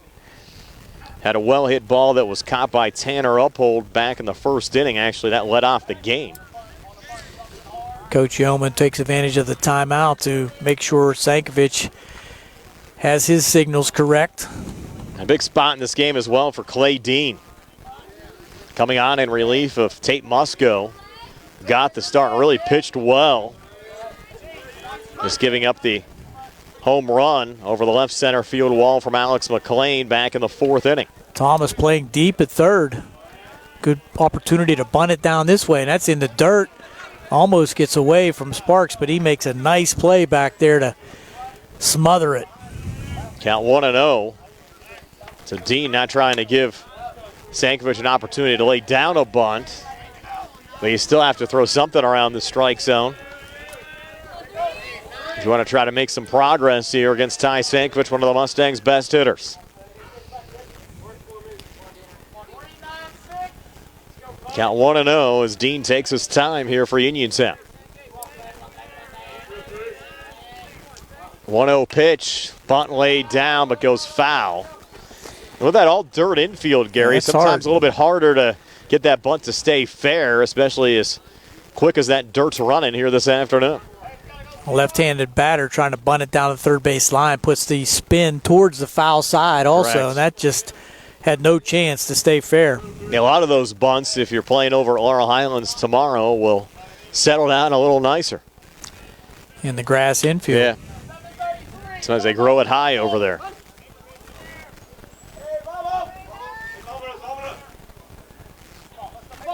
Count 1-1. Sang showing bunt again. Dean now steps off. He might show and then swing. I agree. Trying to get the guys in a little bit. Uniontown not baiting too much. Thomas over at third, Musco over at first. Need to get the ball in play on the right side of the field somehow for Sankovic. Now stepping back and throws back to second. Back in is McCoy.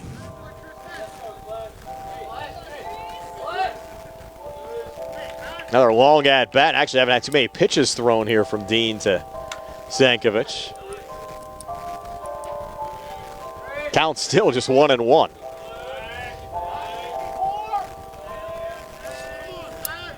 Dean again from the stretch. Glance back at second. 1-1 pitch. That's called strike 2. So now 1-2. Again, you have McCoy, the courtesy runner for Kavanaugh over at second. McKnight over at first. Kavanaugh started off the inning with a walk. McCoy came on as the courtesy runner. Then McKnight was hit in the back by a Dean pitch after Dean replaced Tate Musco on the mound after the walk was issued to Kavanaugh. As the bells toll behind us. 1-2 pitch on the way. Swing and a miss, strike 3. Huge strikeout. Give Dean a lot of credit hanging in there. Sending down Sankovic for the first out of this top half of the 5th inning. Missed opportunity there for the Mustangs to try to advance the runners, but now with 1 out, might see Gesk swing away. 2 strikeouts for CJ. They're trying to get things going here at the plate. Came in with a .286 average and 5 RBIs. Both of those strikeouts against the lefty Musco. Now facing the righty Dean with 2 on, 1 out, and a pitch that really got away from Dean, missing high and inside. Nice play again by Sparks, just coming to the behind location of CJ Gesk to catch that ball. Otherwise, that ball's back to the backstop and a lot of room behind the catcher here at Bailey Park. Dean again taking his time. Brings a fastball here that's a called strike. That was a good one. Gesk. Could have bunted right down the middle. But didn't.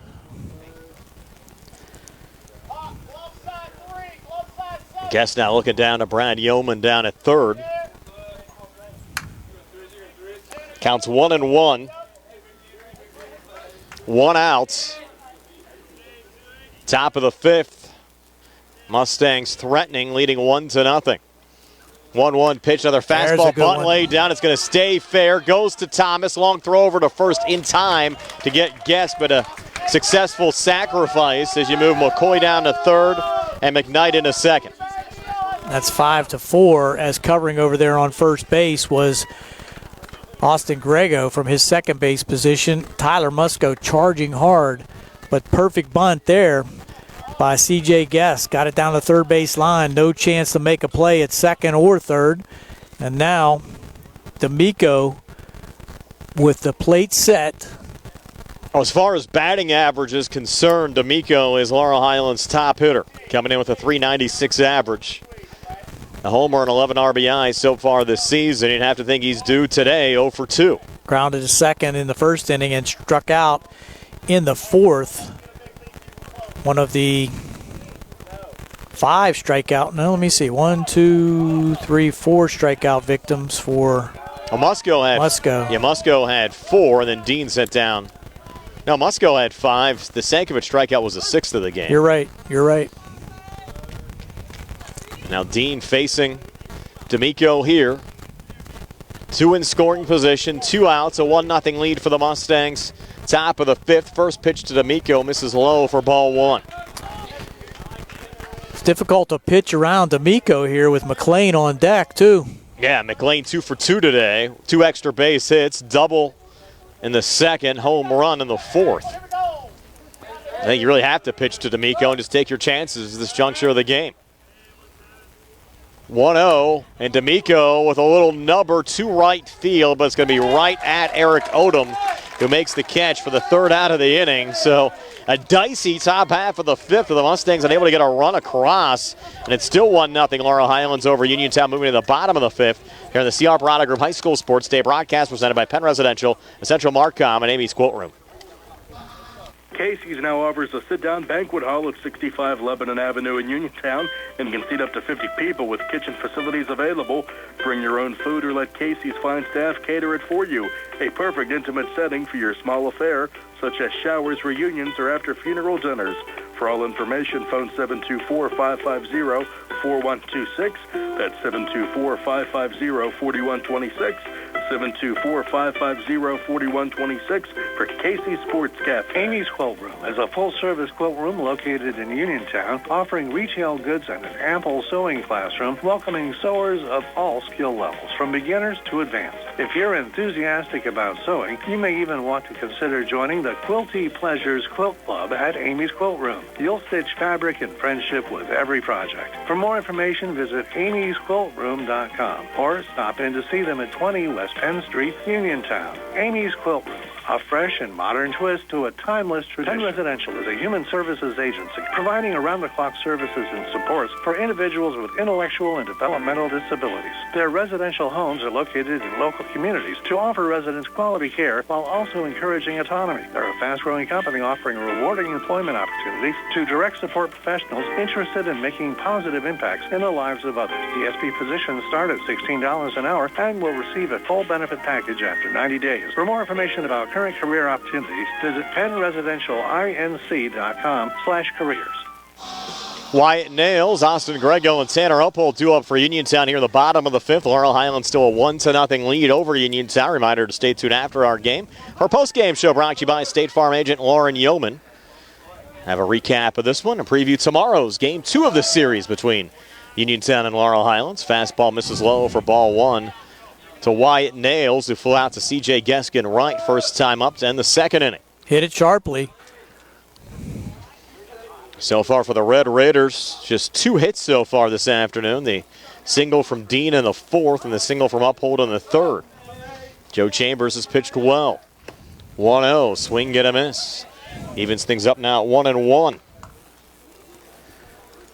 To Wyatt Nails. I think the crowd has even increased more, Brian. Yes, a lot of folks getting off work. That one misses low. 2-1 now. Chambers to Nails. Might hear the game on the radio. See, it's a nice day outside. Take a little venture over to the ballpark this afternoon. 2-1. Wyatt takes that one as well. Takes us to 3-1. Hitters 7, 8, and 9 due up for Uniontown here in the bottom of the 5th. Now 3-1. Chambers to Nails. Pitch a fastball that Wyatt hits high in the air on the left side. Sankovic, the shortstop, getting under it, making the grab for the first out of this bottom half of the 5th inning. Another high major league pop-up that the wind kind of played a little havoc with, and Sankovic, give him credit, hung in there to make that catch. A little too shallow for the left fielder, McKnight, to come in and make the play, so good play there by Sankovic. Austin Grego coming to the plate, sophomore second baseman, flew out to C.J. Gesk in right field as well, first time up. Chambers' first pitch here to Grego, breaking ball that Austin nubs foul on the left side, takes us to 0-1.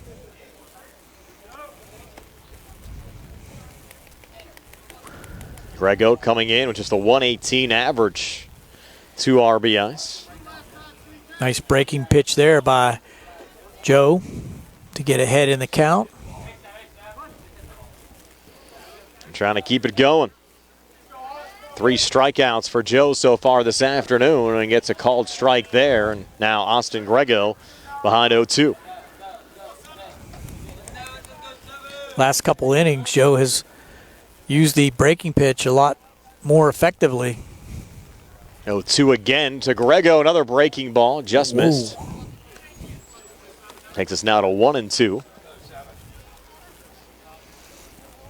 Chambers coming into the game, 3-1 record. Very impressive 1.53 ERA. 38 strikeouts to 12 walks. 1-2 now on the way. Fastball sent foul from Grego. Got to believe Joe would get some college looks as a pitcher. And just a stellar athlete, 3-sport athlete, you would think he's going to have some opportunities at the next level. I would think so as well. 1-2 on the way. Breaking ball called. Strike 3. First backward K in the scorebook. 4 total strikeouts now for Chambers. 2 up, 2 down here in the bottom of the 5th for Uniontown. With Tanner Uphold coming to the plate. And Tanner, one of only 2 Red Raiders to pick up hits so far this afternoon. That single to left center field back in the 3rd inning. Also stole second on a very close play. Trying to get a base runner for Uniontown here with 2 outs. Chambers' first pitch sent foul off the fence in front of us. That makes you blink.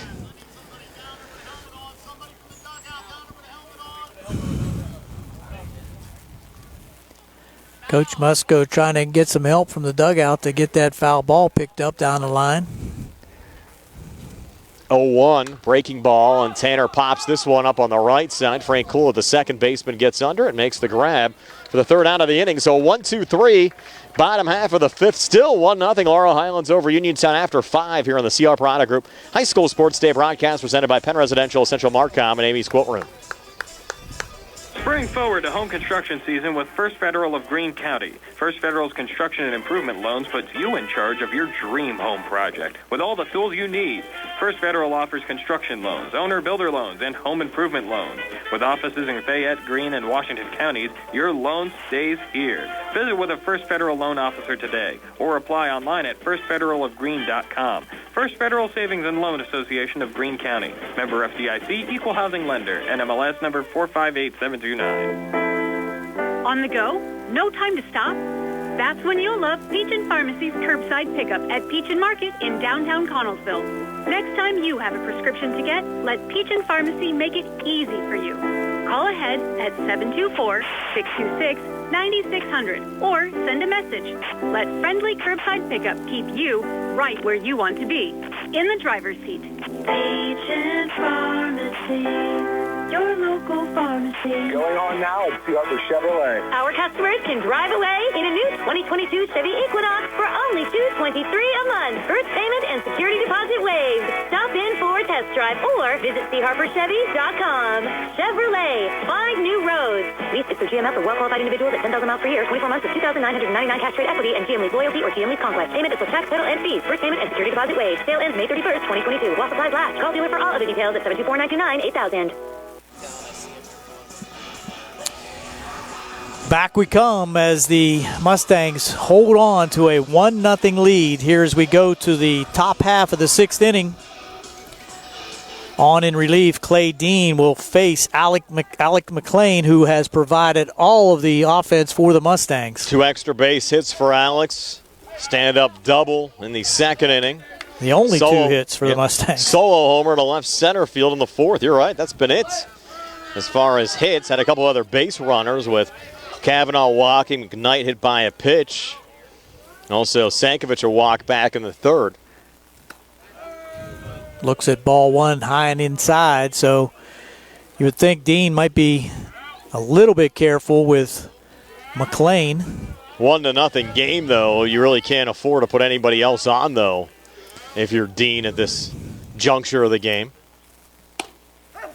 Strike on the outside corner, knee high, so nice fastball there. Not a pitch that McLean would like to hit.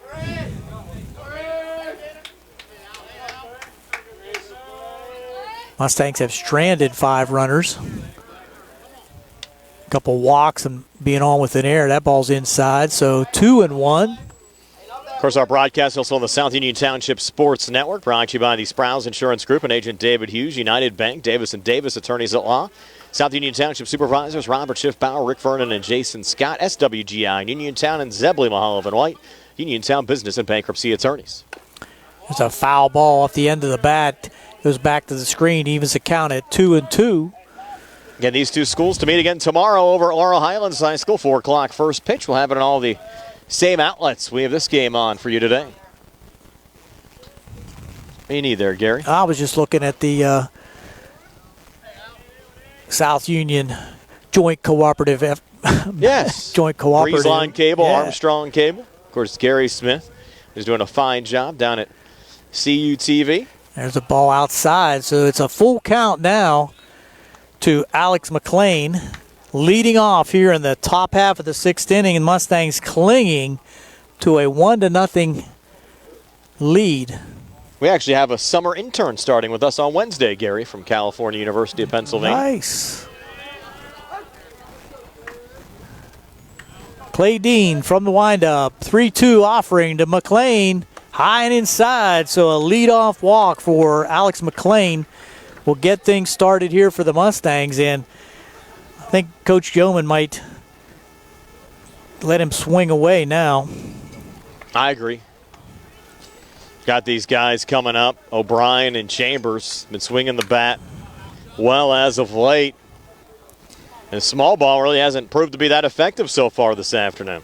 McLean might be on the move without the help of a bunt. So let's see what Coach Yeoman decides to do. He's going to square around and bunt it back to and gets by the 3rd baseman, so everyone is safe. Rare mistake there from Thomas. Christian Thomas tried to barehand that, and that shows you how much we know. Yep. Good call by Coach Yeoman to pull out the bunt. Now with nobody out, coming to the plate is going to be Joe Chambers, so we'll have to rule that an error. Yeah. With men now at 1st and 2nd, nobody out. Will Joe be bunting? 2nd error committed by the Red Raiders here today. Both by Thomas. Again, it's very uncharacteristic. Christian usually pretty sure-handed out there for Uniontown. And Chambers swinging away. So nobody out. First pitch to Joe was a hittable pitch at the knees and fouled it back to the screen. So ahead in the count now, Clay Dean trying to work out of a 1st and 2nd, nobody out jam here in the top of the 6th. Uniontown really needing a double play ball right now, Gary. That's what they're calling for from the dugout. Now he's going to bunt, and he pops it up. Musco can't make the catch. Almost got it. Wow. What hustle there by Tate Musco. Diving and rolling into the foul territory, and Chambers lucky to get away with that one. Really got the uniform dirty. Great effort from over at first base. Now Chambers will have to swing away. 2 strikes on him. 0-2.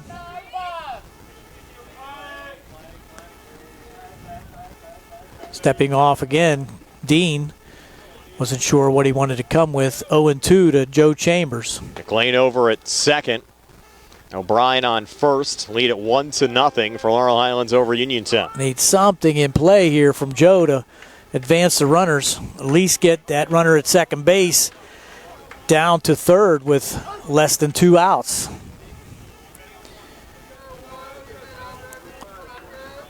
Here's a pitch. Strike 3 called. Wow. On the inside corner. So Joe goes down looking. And again, the Mustangs unable to advance the runners. Frank Kula now coming to the plate. Frank 0 for 2 today. Hard fly out to center field and a strikeout for Frank. Table set here. An opportunity to drive in a couple of runs, maybe with an extra base hit. Got to believe that 1 run is very tenuous for the Mustangs. I agree. And the Red Raiders clearly an opportunity to come back in this game easily.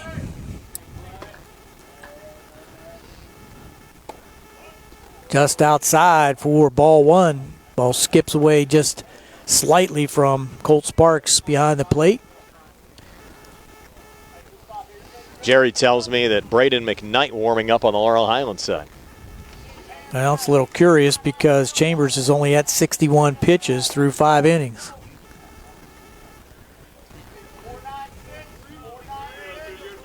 Here's the 1-0 pitch. And fouled straight back. That's going to hit your car way back there, Brian. No, it's not. He might have meant to tell me that Chaz Lambie's warming up for Uniontown back there from his position, which would make more sense, I think. That's what he tells me. Uniontown. He was wrong on Laurel. It's Uniontown. So Chaz now, Lambie. Frank Kula, 1-1 is the count. 1 out. Runners on first and second here in the top of the 6th. Mustangs on top, just 1-0. Here's the pitch. Breaking pitch. Gets a call for strike 2. A little generous there, I have to say. Oh, yeah, you're right on that.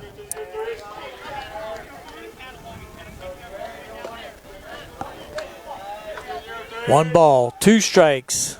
Kula trying to put it in play. Big hole between first and second again for the left-handed hitting Frank Kula. Brad Yeoman calling time to talk to Frank. Maybe just trying to clear his mind after that last strike call. But good job by Clay Dean coming in relief. And settled things down. Yeah. Looked like it might be a little rocky early on. In that 5th inning also, when the Mustangs had numerous runners on, unable to put anything across, and stranding 2. None of them have been hits, the base runners. Over the last couple of innings, last hit for Laurel Highlands was the home run for McLean back in the 4th inning. Both teams have been hitting much better late in the season also. That's just a credit to the pitching. Strike 3 called. Wow.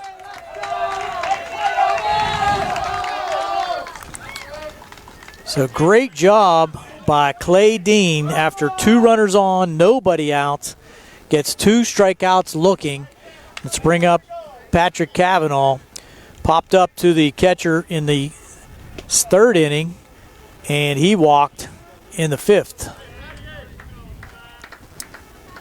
After I think it was like a 9-pitch at bat. Correct.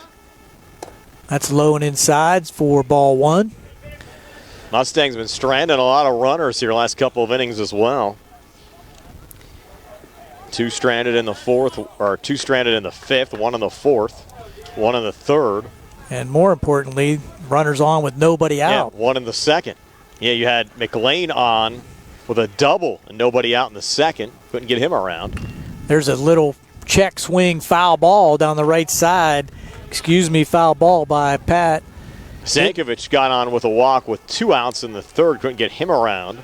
O'Brien on an error with 1 out in the 4th. Couldn't get him around. And then you had Cavanaugh walk. McCoy on the run. McKnight hit by a pitch. Nobody out with 2 on in the 5th, and they couldn't get him around. Same situation here in the 6th. But the inning not done yet. Time call by Cavanaugh. 1 ball, 1 strike. Bat looking for something that he can put in play. Long stretch, still time. Kavanaugh just standing in there. Let's see what we're going to have. What's the call? Well, time was called, but I don't know who called the initial time. Then Kavanaugh stepped out. Now we're ready to play. Got it 1-1.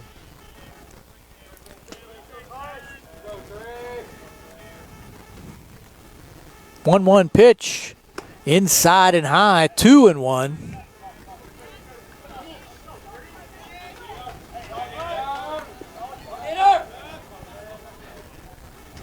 Mustangs trying to do something here with 2 outs. 2 strikeouts by Dean. Very strong effort so far here in the 6th. That's in the dirt. Good stop again by Sparks. So 3-1 now. And if Uniontown would find a way back, Gary, in this game, you'd have to look on the Laurel Highlands side at some of these stranded runners so far this afternoon. Just very many opportunities, just cannot get the clutch hit. They have to get by Joe Chambers, though, first. They haven't been able to do that so far this afternoon. 3-1 pitch.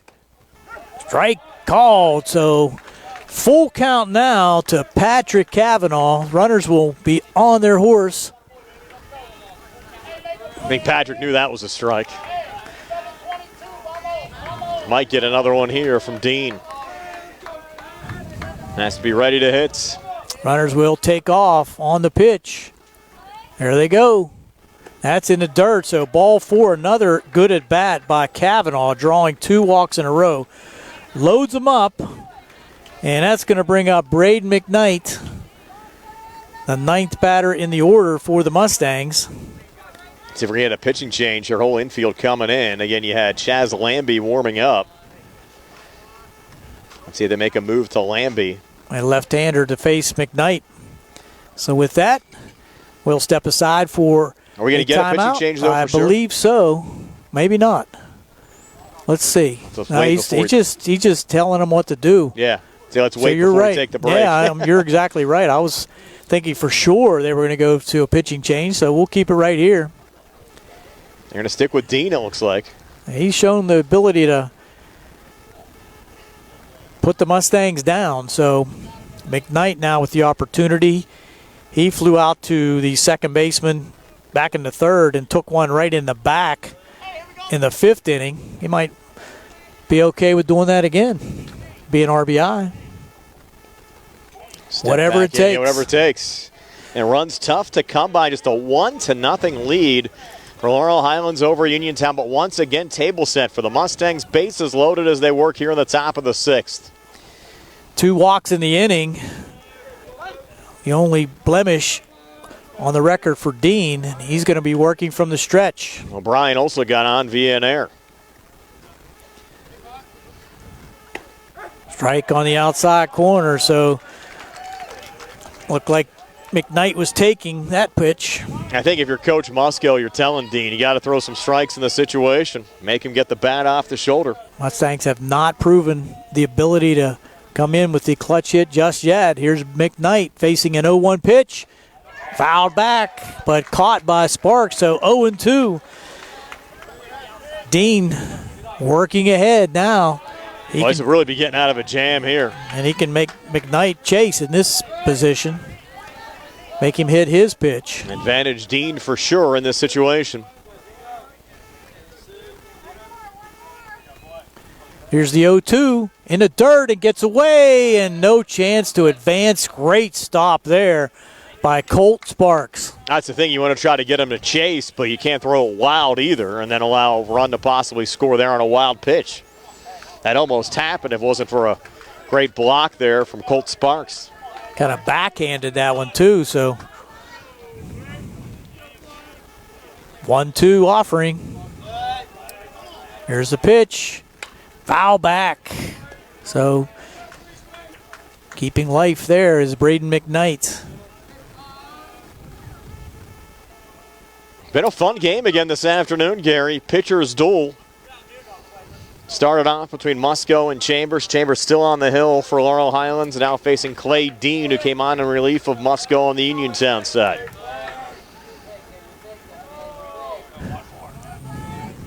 Dean with the pitch. Inside for ball 2. Might have got him up, almost. Braden could have leaned into that one, maybe. And we're on game 2 at 4 o'clock tomorrow between these two schools. Both playoff bound, but still important games when you're looking at the seedings that come out Friday. Here's a 2-2. That's in the dirt, and that gets by him this time. They're sending him this time. No chance for Sparks.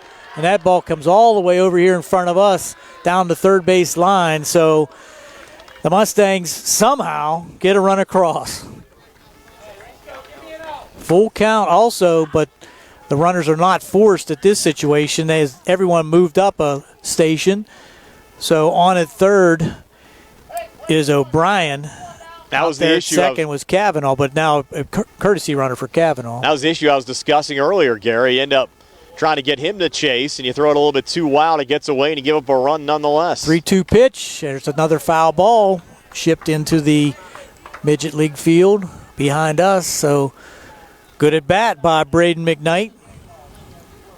Mustangs with a run across without a hit.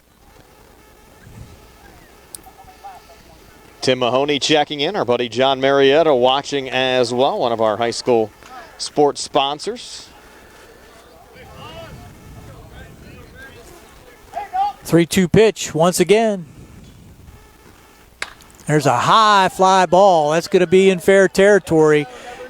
Coming over and making the catch, the shortstop, Hunter Chukchek, to end the inning. But the Mustangs do get one across on no hits. They do leave 2 more on, and we'll go to the bottom of the 6th with the Mustangs now with a 2-0 lead here on the C. Harper Sports Day, sponsored by Penn Residential, Central Marcom, and Amy's Quilt Room.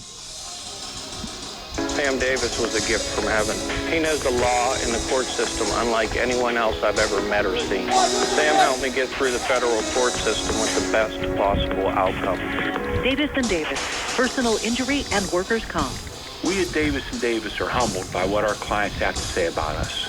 If you've been injured, call me, Jim Davis, for a free consultation. We have been helping injured people for over 40 years. Call 724-437-2799. UPMC Centers for Rehab Services on Wayland Smith Drive offers cutting-edge physical therapy. Jim Burns and his staff are residents of the community, treating sports injuries, neurological conditions, back pain, brains and strains, joint replacements, hand injuries, and other conditions. They treat you efficiently and safely by taking all necessary precautions while disinfecting the clinic regularly. All insurance accepted. Experienced therapists. Convenient location and hours. Part of the community. Call the office with a prescription from your doctor or schedule by direct access 724-437-7500. Bad hair day? Bad day at the office? Bad day behind the wheel? Hey, stuff happens, even to the best of us. At least your car insurance rate doesn't have to take a hit. Get Erie Rate Lock from Erie Insurance. Gives you a great rate that stays put until you change a car, driver, or your address. Plus, seriously good service. Now that's something to smile about. Your Erie agent in Uniontown and Ross Traver Township is Sproul's Insurance Group, 724-437-9812, or go to sproulsinsurance.com. Erie Rate Lock does not guarantee continued insurance coverage and is not available in all states. Here we go with the bottom half of the 6th inning, due up for the Red Raiders, top of the order with Christian Thomas, Hunter Chukchek, and Tate Musco. Joe Chambers into the 6th inning with just 61 pitches. Has faced only, I think, 2 more than the minimum. Strike 1 called. Make it 3 more. Yep. 3 more than a minimum. Red Raiders with 2 hits, 2 singles. 0-1 pitch, just low, 1-1. Mustangs defensively still the same with McLean at third, Zankovich at short, Cool at second, O'Brien at first. Curveball just misses inside. Wow, Joe thought he had that one. Outfield is Braden McKnight, Carson D'Amico, and C.J. Gesk. Behind the plate, Patrick Kavanaugh. Joe Chambers. There's a swing and a miss. Definitely went around on that. Red Raider fans didn't like the call, Gary. Well, I don't think there's any question about that one. He went all the way around. He almost spun his whole body around. The bat past the plate. Here's the pitch. Ball inside, so now the count runs full. Here, watch what you say around those Red Raider fans, Gary. Well, I'm just reporting the facts, as you say. Remember where you're sitting at right now.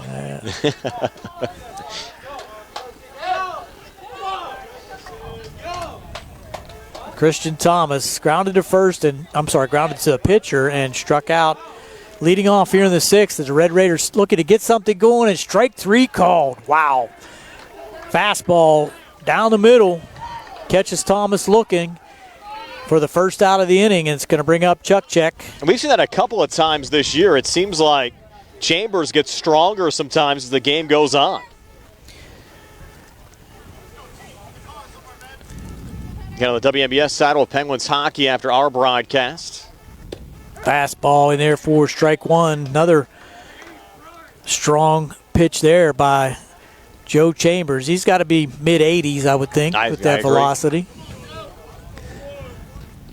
Curveball way out in front that time is Chukchek. Good change-up curve there by Joe Chambers. We're tuning in for the replay of the gardening show with Joey and Holly. That'll come your way after Penguins hockey tonight. We'll also post the link for this week's show up on our WMBS Facebook page as well if you'd like to check it out. 0-2 pitch just inside for ball 1. That's only if the Penguins don't go to triple overtime. Correct. Yeah, you never know. I mean, this game dragging on a little bit as well, but it's been well played on both sides. 1-2 pitch, swing and a miss for strike 3. Wow. Another nice curveball by Joe Chambers, just way out in front was Hunter Chukchek, and that's going to bring up Tate Musco. 6 strikeouts to go against only 1 walk so far this afternoon for Chambers. Musco, yep. 0 for 2. Grounded to first and struck out. Chambers working again. Fastball just blows it by the opposing batter that time. That one might have reached upper 80s. Fastball again, just bringing the heat. He's feeling it, just throwing strikes, throwing heat right now. Like you said, with the way his pitch count is, there's a good chance to get the complete game here this afternoon. Here's the 0-2. Strike 3. Ooh, wow. They missed by much. Now the Mustang dugout saying, hey, what's going on here? Well, that was a little below the knees. We'll give the umpire the benefit of the doubt that time. 1-2 pitch now. Go to the breaking pitch. Just a little low again. 2-2. Musco not chasing there.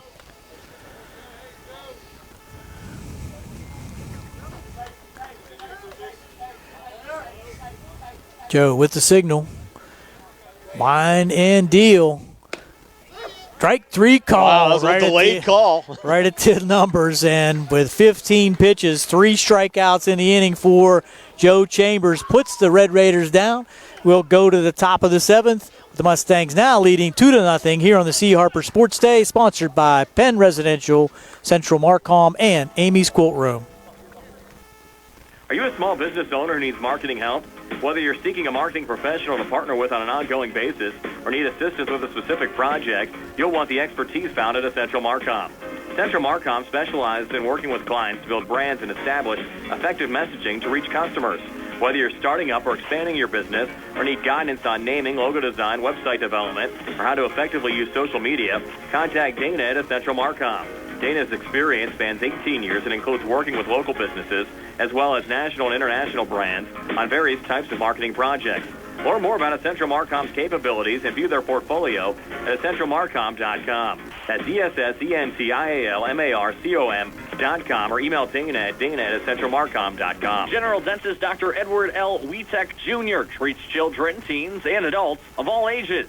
Dr. Witek performs all phases of general dentistry, including crowns and bridges, partials, full dentures, comprehensive orthodontics, root canals, bonded white fillings, dental implants to replace missing teeth and to stabilize loose-fitting dentures, and comprehensive exams and cleanings. Dr. Witek's office is located on the National Pike, 1 mile west of the mall on Route 40. Call him up at 724-439-1616 for Dr. Edward L. Witek, Jr. UPMC Centers for Rehab Services on Wayland Smith Drive offers cutting-edge physical therapy. Jim Burns and his staff are residents of the community, treating sports injuries, neurological conditions, back pain, sprains and strains, joint replacements, hand injuries, and other conditions. They treat you efficiently and safely by taking all necessary precautions while disinfecting the clinic regularly. All insurance accepted. Experienced therapists. Convenient location and hours. Part of the community. Call the office with a prescription from your doctor or schedule by direct access 724-437-7500. Mustangs looking for a little insurance as we move to the top half of the 7th inning. Laurel Highlands a 2-0 lead. Scored the game's opening run on a solo home run from Alex McLean back in the 4th inning. Added another run with a bases loaded wild pitch scoring Alex McLean in the top half of the 6th inning. Looking for a little more here, still facing Clay Dean, who came on in relief of Tate Musco this afternoon. And the Mustangs with the top of the order due up here in the top of the 7th. Ty Sankovic, C.J. Gesk, and Carson D'Amico as Laurel Highlands starts the 4th trip through their batting lineup. Dean's first pitch to Sankovic, a little low, but Ty went a chasing. Swing and a miss, counted 0-1. Dean has not relinquished a hit in his relief appearance. Mustangs go getting 2 runners on base via walks, and Braden O'Brien got on via an error in the 6th. Dean also hit Braden McKnight back in the 5th and just missed on a pitch there to Sankovic to even up the count at 1-1. I think Sank was looking for something on that first pitch and just knew he was going to swing regardless. Dean now a step off the mound. Both pitchers for the Red Raiders very deliberate, which nothing wrong with that. Yeah, it's their whole staff. 1-1, swing and a miss, now 1-2. But again, they've been effective. That's been the strength of this Uniontown team this year has been the pitching. Took West Mifflin to the limit. Yes. Well, that's a game that Coach Musk got to be sick over. The game here at Bailey Park. And Sankovic hits it on the ground and threw on the right side, right in between Austin Grego and Tate Musco in the right field. That's the first hit the Mustangs have picked up since Alex McLean's solo home run back in the 4th inning. Just 3 hits. And Coach Yeoman flashing the signs again. Is the bunt on again? Let him swing. Christian Thomas way up at third. Holding on at first over there is Tate Musco. They'll throw back, and Sankovic diving back in safely. Now, Coach Yeoman knows a lot more about the game than I do. I like the guy swinging away, though. That's why we're behind the fence. Well, yeah, I know. That's why I'm not coaching the team. And I don't want to coach the team. Dean, a little look over his shoulder. Sankovic, big lead. CJ showing bunt. Here we go again. Pitch low and in the dirt. Might have been a good pitch to run on. Yeah. Blocked there by Sparks. Would have probably got down to second. Sparks would have taken a little time to regroup. Easy to say after the fact. Our buddy Gus Gerard checking in on the live stream as well. Hello, Gus. Big lead over there for Sankovic now. Dean now ready with a 1-0.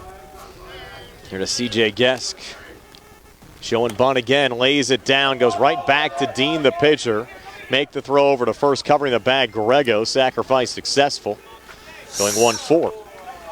Second successful sacrifice for C.J. Gesk. And 1 out here in the top half of the 7th inning. Mustangs leading 2-0 with Carson D'Amico coming to the plate. And Carson a rare 0 for 3 today. Sure you'd like to remedy that right about now. Coming in with a .396 average, homer and 11 RBIs. Trying to pick up number 12 for the season, which is Ty Sankovic sitting over at second base. Dean glanced back at second. Pitch on the way, breaking ball was behind D'Amico. Didn't even move. That's not one you would like to see hit him. You want him up there hitting with the bat. Again, the issue is you have McLean, though, behind him, who has reached base safely in all 3 plate appearances and scored both runs for Laurel Highlands this afternoon. Next pitch to D'Amico, fastball chopped, and Chuck knocks it down, but doesn't have a play over there at short. Sankovic, though, had a hold up at second as the ball hit on the left side of the infield. He couldn't advance. Well, once it was bobbled, I think he was halfway down to third. I would have taken the opportunity to get to third, but gets back to second safely, so does not record an out. That's a base hit for D'Amico. Yeah, it was deep in the hole. So Carson gets his first hit of the day. Now Alex McLean, who was 2 for 2 with a walk and 2 runs scored. Double in the second, solo home run in the fourth, walked and scored a run in the sixth. Comes on now with 2 on and just 1 out and takes the first pitch low for ball 1. Another nice play back there by Sparks to just put his body in front of that pitch in the dirt, not let it get behind him. Mustangs cannot advance. Once again, McLean set to go. 1-0 counts. Pitch on the way. Fastball called strike. McLean knew that one. Yep. Shaking his head. Yep, I should have hit that one. Well, it's easier said than done. Count 1-1. Pitch on the way. Another fastball. A little inside. That might have got him. Nope. Close to clipping him. Takes the count to 2-1. The Mustangs looking for a little more insurance going to the 7th. Never know what could happen.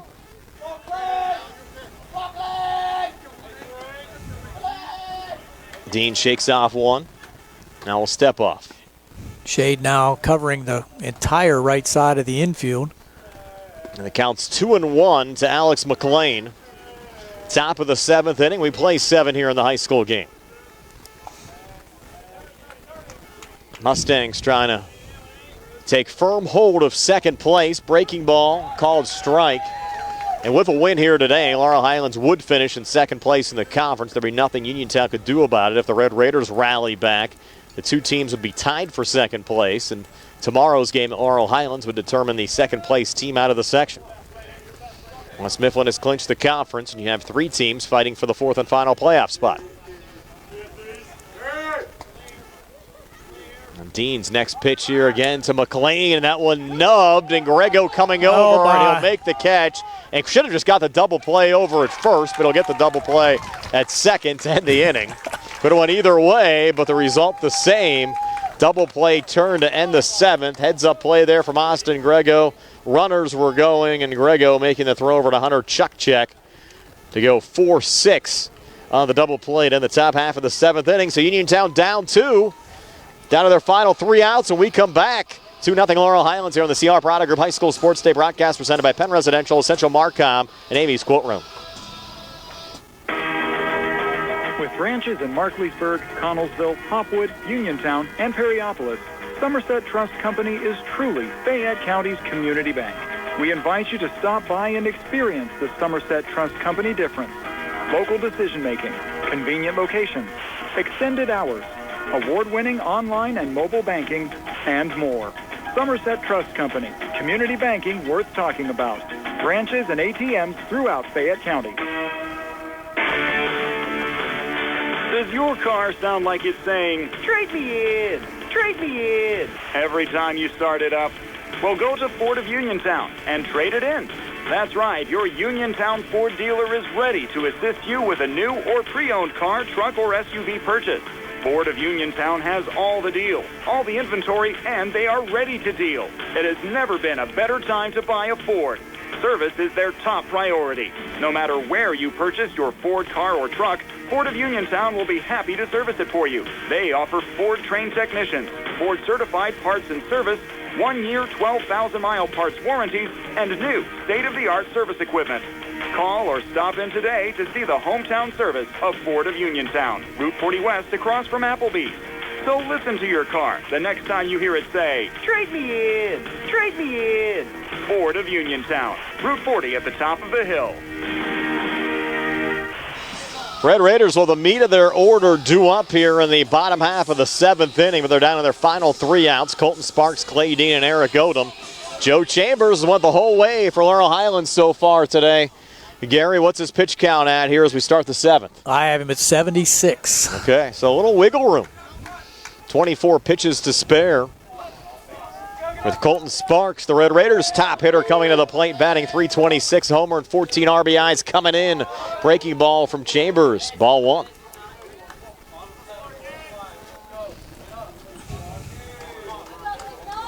Sparks 0 for 2 today. He's due for a hit.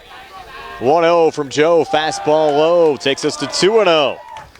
The last hit that Uniontown mustered back in the 4th inning. Single from Clay Dean. The only other hit they've picked up today, a single from Tanner Oppold back in the 3rd inning. Chambers has retired 7 straight for Laurel Highlands. 2-0 pitch. Swing and a miss from Colton Sparks. Takes us to 2-1. Red Raiders retired in order. In fact, Chambers struck out the side in the 6th. Retired Nails, Grego, and Uphold in the 5th. This one sent foul from Sparks. And now the count even at 2-2. As you said, it looks like Joe maintaining that velocity and getting stronger throughout the game. High fastball might be the place for this one, as Frank Kulit says. And there's a curveball, just misses. Wow, how can you stay off that pitch? Well, I went with a breaking ball at 2-2. Now we're full of 3-2, and you'd likely expect a fastball here from Chambers. See if Colton Sparks is looking dead red. 3-2 on the way, brings the heat, and Colt barely got a piece of it, fouling it off on the right side. Certainly a little late coming around there. Give him credit. Yes, made staying contact. alive. Yeah. Staying alive. Go fastball here again, Gary? Yes, absolutely. Make him hit your best pitch. Another 3-2. Chambers to Sparks. Takes a little off it. Break ball called, strike 3. Once again, what do I know? Yes, and that's 4 straight strikeouts for Chambers. In fact, he's mowed down 5 of his last 6. 1 out here in the bottom of the 7th. Uniontown down to their final 2 outs. 3 of those strikeouts looking at that curveball. Yes. Now, Clay Dean at the plate. He's reached base safely in both plate appearances. Walked back in the 2nd. Singled last time up. Takes the first pitch for strike 1 here from Joe Chambers. Got a reminder, stay tuned after the game for our post-game show brought to you by State Farm agent Lauren Yeoman. That'll be followed by Penguins hockey, the Gardening with Joey and Holly radio show to follow the Penguins tonight. Another breaking ball misses low, and again, we'll have the link of the gardening show up on the WMBS Facebook page as well in case you missed it this week. 1-1. On the way, another fastball called strike. 1-2. To Clay Dean from Joe Chambers. Looking for his 5th straight strikeout is Joe. 1-2 pitch, another breaking ball. Did he get it? No, missed below the knees. Take us even to 2-2. Another tough one to take if you're in there batting. Those pitches are very close. Now the 2-2. Chambers to Dean, another fastball, swing and a miss, strike 3. That's 5 straight strikeouts from Joe Chambers. And Uniontown's down to their final out now. And Eric Odom. Just 87 pitches so far and 1 out remaining. Odom sacrificed back in the 2nd, grounded out 5-3 in the 4th. Uniontown down 2-0. Chambers, first pitch to Odom, breaking ball. Called strike 1, 0-1. So Joe 2 strikes away. That'd be something, Gary, if he can strike out the side both in the 6th and the 7th. Has an opportunity to do it. 0-1 here, breaking ball a little low. Takes us even a 1-1. Trying to put the eyes on him, Brian? No, I mean, Soup would be mad. He's not here, though, today. Count 1-1. So on the way, another fastball. Just missed. 2-1. He was down here last week with the game on his new mug radios. Nice. We're going to get some of those at WMBS from him.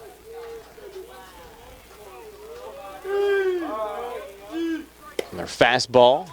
That one called strike 2 takes us to 2-2. You see the little Yeti mugs he has with the little detachable speakers? Sell them like hotcakes. Yes. Was listening to the game down here last week. Now Joe 1 strike away from finishing this one off. 2-2 on the way. Fastball a little high. Takes us full to 3-2. If you missed any of our video broadcasts on Facebook, we also put them up on YouTube as well, both on the WMBS and South Union Township YouTube pages. Replays will be up later on tonight. 3-2 on the way. Breaking ball inside for ball 4. Wow. So a little life for the Red Raiders, Gary. The game tying run coming to the plate, and Wyatt nails. And he's at 93 pitches. And even if he would hit 100 facing Wyatt, for instance, he'd still be able to finish pitching to Wyatt. Nope. He'd have to come out after the batter he's facing when he would hit the 100 mark, and now Coach Yeoman's going to come out here. So nobody warming for the Mustangs, as Frank Kula noticed, and anybody coming in would have to be coming in from the field, I would think. Well, Chambers wants to finish it off. I think Yeoman's going to make a pitching change. I don't think he can change at this point. We talked to Joe, and the way Joe looked, he was pretty much saying, hey, he wants to go. Long discussion here in the infield. Might as well one more batter. Nails coming in with a .217 average, 0 for 2 today, 4 RBIs. Whole infield in. Umpire's going to have to come out and break this up. They can't decide what they're going to do. So Joe's going to stay in the game. And your likely option would probably be in the field anyways, though, if you're Laurel Highlands. You're going to make a move in relief. Might have to bring in McKnight from left field. I think Kravosky's penciled in to start regardless tomorrow. Correct. O'Brien over at first might be an option as well. So the tying run is at the plate. Yeah, a little life for the Red Raiders here in the bottom of the 7th out of their final out. Chambers at 93 pitches from the stretch facing Wyatt Nails. First pitch, fastball, inside for ball 1. Somebody down there said 96, Gary. Well, I'm not official. Correct. Still, it would make things regardless, it's his last batter. It would make things interesting if Nails gets on. And he swings here and grounds it to second. Kula the flip to Sank to end the game. So that will do it. Hard fought on both sides, and Laurel Highlands clinches second place in the conference with a 2-0 win over Uniontown this afternoon from Bailey Park. And we're back to tell you all about it right after this in our post-game show brought to you by State Farm agent Lauren Yeoman here on WMBS, the Triple Live High School Sports Network, the South Union Township Sports Network, and Facebook Live.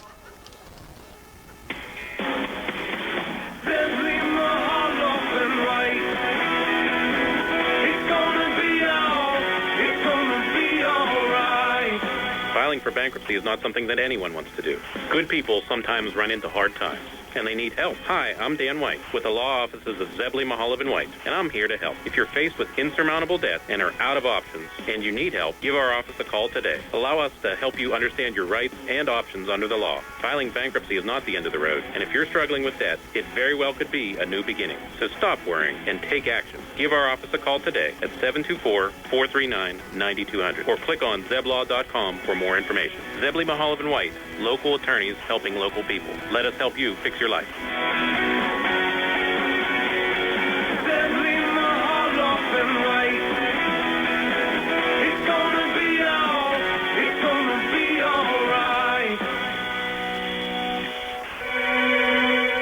Did you know that you have a choice for your physical therapy provider?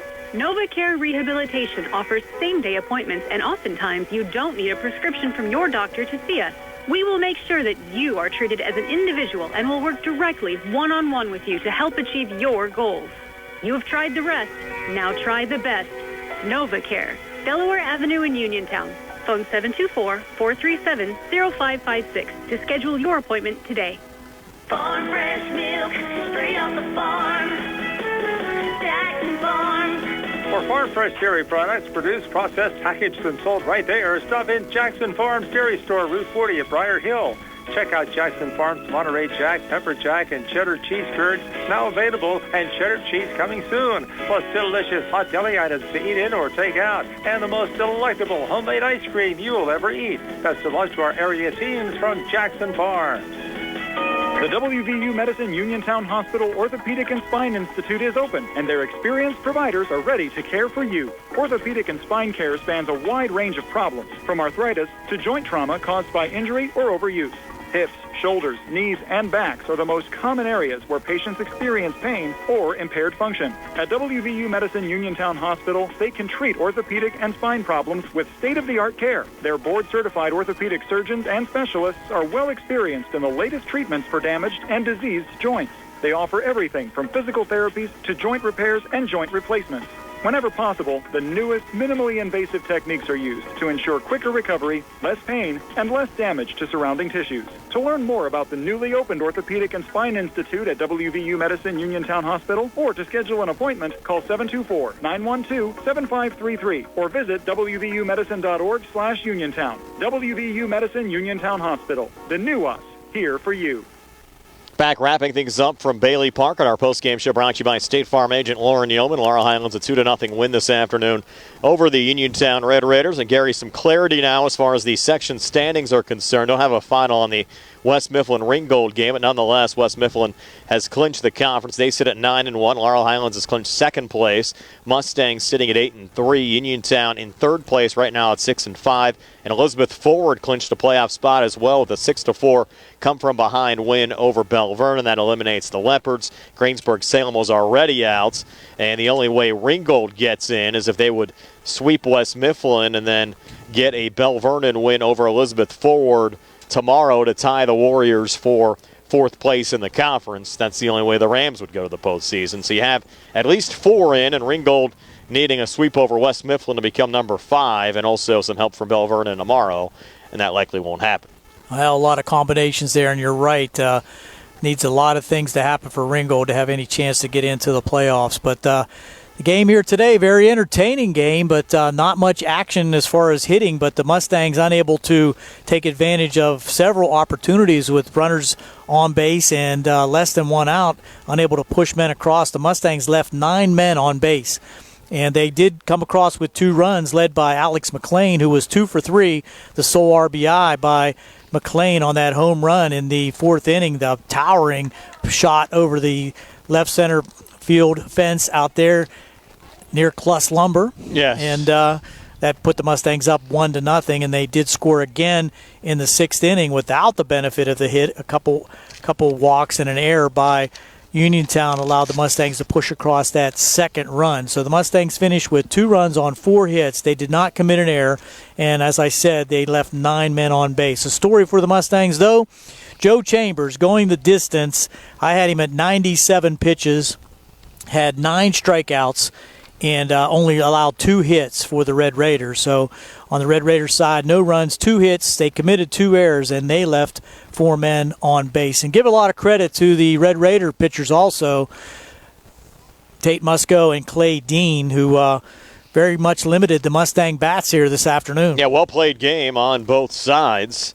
In our post-game show brought to you by State Farm agent Lauren Yeoman. Our broadcast also on the South Union Township Sports Network. Brought to you as a joint cooperative venture featuring township supervisors Bob Schiff-Bauer, Rick Vernon, and Jason Scott. Breezeline Cable, Armstrong Cable, and our friends at CUTV, including Gary Smith and his staff. And Gary Frankhauser, this was a lot of fun here this afternoon, and we'll do it again tomorrow over at Laurel Highlands High School. Yeah, and you'll probably see, as we said, Kravosky for the Mustangs, and you got to believe the Red Raiders will come back with Christian Thomas. Yeah, I would think so, and that should be a fun matchup as well. The lefty, Kravosky, the righty, ace for Uniontown, Christian Thomas. Should be a lot of fun, but here this afternoon, the Laurel Highlands Mustangs blank the Uniontown Red Raiders by a score of 2-0, and that'll wrap things up from Bailey Park. For my broadcast partner, Gary Frankhauser, Frank Kuhl for helping us out with our score hub, Jerry Dupay behind the camera, and Nick Barczyk back inside our WVU Medicine Uniontown Hospital studios. This is Brian Morozak, and have yourselves a pleasant good evening. Go Pens tonight. Laurel Highlands. Let's go Pens. Laurel Highlands wins it 2-0 over Uniontown. Song, everybody, from Bailey Park. Just as your local State Farm agent combines good neighbor service with